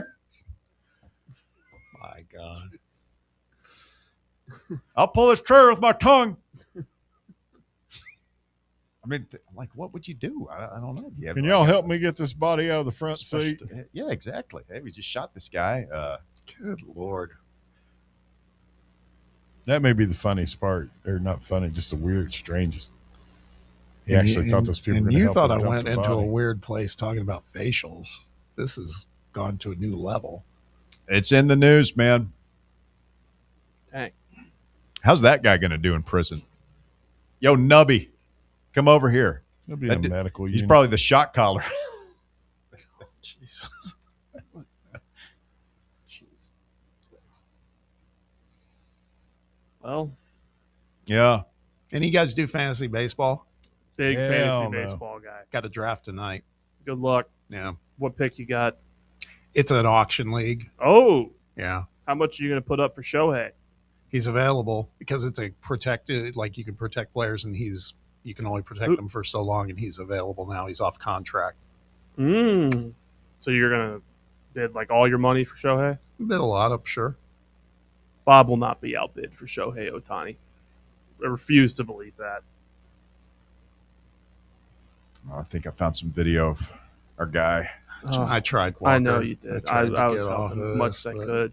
it was No, yeah, I hope you get Shohei. That'd be cool. Are you not a fantasy baseball guy? It's just I tried once, and then I forget to set my, I don't have enough attention span for it, I guess. Well, Not here's- committed enough. The great part of living in 2026, most apps have a button now that you can press. It'll set your lineup for the whole week automatically. That's right. Yeah, he has some nubs, man. He has like two arm nubs, like basically to the elbow. And so he grabs the bean bag with his nubs. Flings Just it, like that? Flings it forward, yeah. How'd he fire the gun? You figured I don't know. that out? I haven't seen the video of him shooting yet. I've seen the What's video. Has he got no legs or maybe he's just got little stubby legs? You know, I'm being serious here. Maybe he's got some of that hawking technology where you can talk about it and do it. They say they're getting close to that, where you have like something Or in your brain, you think it, and then it happens. Yeah, or the eyes. When I had my LASIK surgery like 20 years ago, they had the laser, and I was like, what happens if my eye moved? And the laser was calibrated to follow your eye as it's shooting into your eye. So that was like 20 years ago. Think about how good the laser technology is now. That was before AI. They got all kinds of stuff, man. I had a surgery where it was mainly just robotic stuff. It was all inside me. See the get-in price of these tickets? $500. Did you just say you had a bunch of robotic stuff in you? Yeah, there were like robotics inside my chest doing all that stuff. Jesus. You weren't awake for it, though. Oh, Bob, I was not awake for it. Hey, somebody tickling me over there on the side? Swear it feels like a damn robot's in my chest. Did you bring me a phone? I don't like what this son of a bitch just said about me on the air. $312.97 for Section 325, Row 13 on Friday, according to Ticketmaster. It's the best basketball played in Washington in eons. Chicago? Chicago. You're talking about Chicago? I thought you were talking about the Washington prices for like Duke St. John's are like $500. Yeah. I don't doubt it. I kind of think Duke's going home. I do too. After the way they struggled with Yeah, I Siena hope and so. Virginia and all that stuff. I want Davey miserable for the rest of the spring. That's rude. You get Patino like 4 days to prepare. I think he's sending the Dukies home. He's going to drink Shire's blood. King of New York. He's a godfather, man. That dude. And Nebraska I don't know, man. Kind of pulling for them. It's Nebraska, Iowa, right? Yeah. That is going to be cold-blooded rivalry. And that will be out of the 10 guys on the court. Be a lot of caucasity going on. There will be a lot game. of Caucasians. Caucasus. Last game they played, it was senior night in Nebraska, was awesome overtime game. That might be sneaky the best game of the weekend, just because of how much those two teams hate each other. Very different styles too. Yeah. Yeah, that Vandy Nebraska game was crazy. Yeah, crazy. That shot was halfway down. Should have gone in. Overinflated balls. Right? Somebody did say something about the ball. They referred to them as Super Balls. Super Balls. Like Super Balls, those things you get Super out of the Balls coin. is probably a good point to end on. Super Balls. This day. All right. Thank you, Walker. Thank you, Barrett. Thank you, Bob. I'm merely Russell Smith. We'll do it again tomorrow, 3 to 6, right here on Fan Run Radio.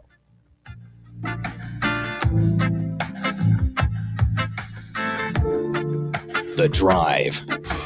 Fan Run Radio, the flagship station for Tennessee fans. This ain't no wishy-washy, limp-wristed, kale-eating, half-ass sports radio station. We're your in-your-face, truth-telling, say it loud, flag-waving, face-painting, hardcore, bring the noise, causing a ruckus, don't give a damn sports station. Sports talk that doesn't just hang up and listen. For the fans. This is Fan Run Radio. Get some. Surfside is made with vodka, real tea, and real juice, and has only 100 calories, 2 grams of sugar, and 0 bubbles. That's right. No bubbles, no troubles. That's why Surfside was named the 2025 Spirit Brand of the Year by MarketWatch. Their variety packs come with options: iced tea, lemonade, or green tea. Find your flavor by trying them all. Surfside. Sunshine in a can. Must be 21 or older to enjoy. Party smart. Hi, I'm Ryan Blaney, a third-generation race car driver, and we dedicate a lot of our time to going as fast as possible. My grandpa Lou is the reason why my dad and I started racing, and I'm really proud to follow in his tracks. But when my grandpa was diagnosed with Alzheimer's, it was a very unexpected bump in the road for us. I've learned a lot on this journey with my grandpa Lou, and the memories of my grandpa will always be with me. It's important to notice if older family members are acting differently, experiencing problems with their memory, or having trouble with routine tasks. Talking about Alzheimer's can be really tough, but if you notice something, have a conversation with your loved one. Encourage them to see a doctor or offer to go with them. Early detection of Alzheimer's can give your family time to explore support services, make a plan for the future, and access available treatments. The Alzheimer's Association provides care, support, and research to help you take control of the situation with your family and manage the disease together. If you or your family are noticing changes, it could be Alzheimer's. Talk about seeing a doctor together. Visit alz.org/time to talk. A message from the Alzheimer's Association and the Ad Council. You're listening to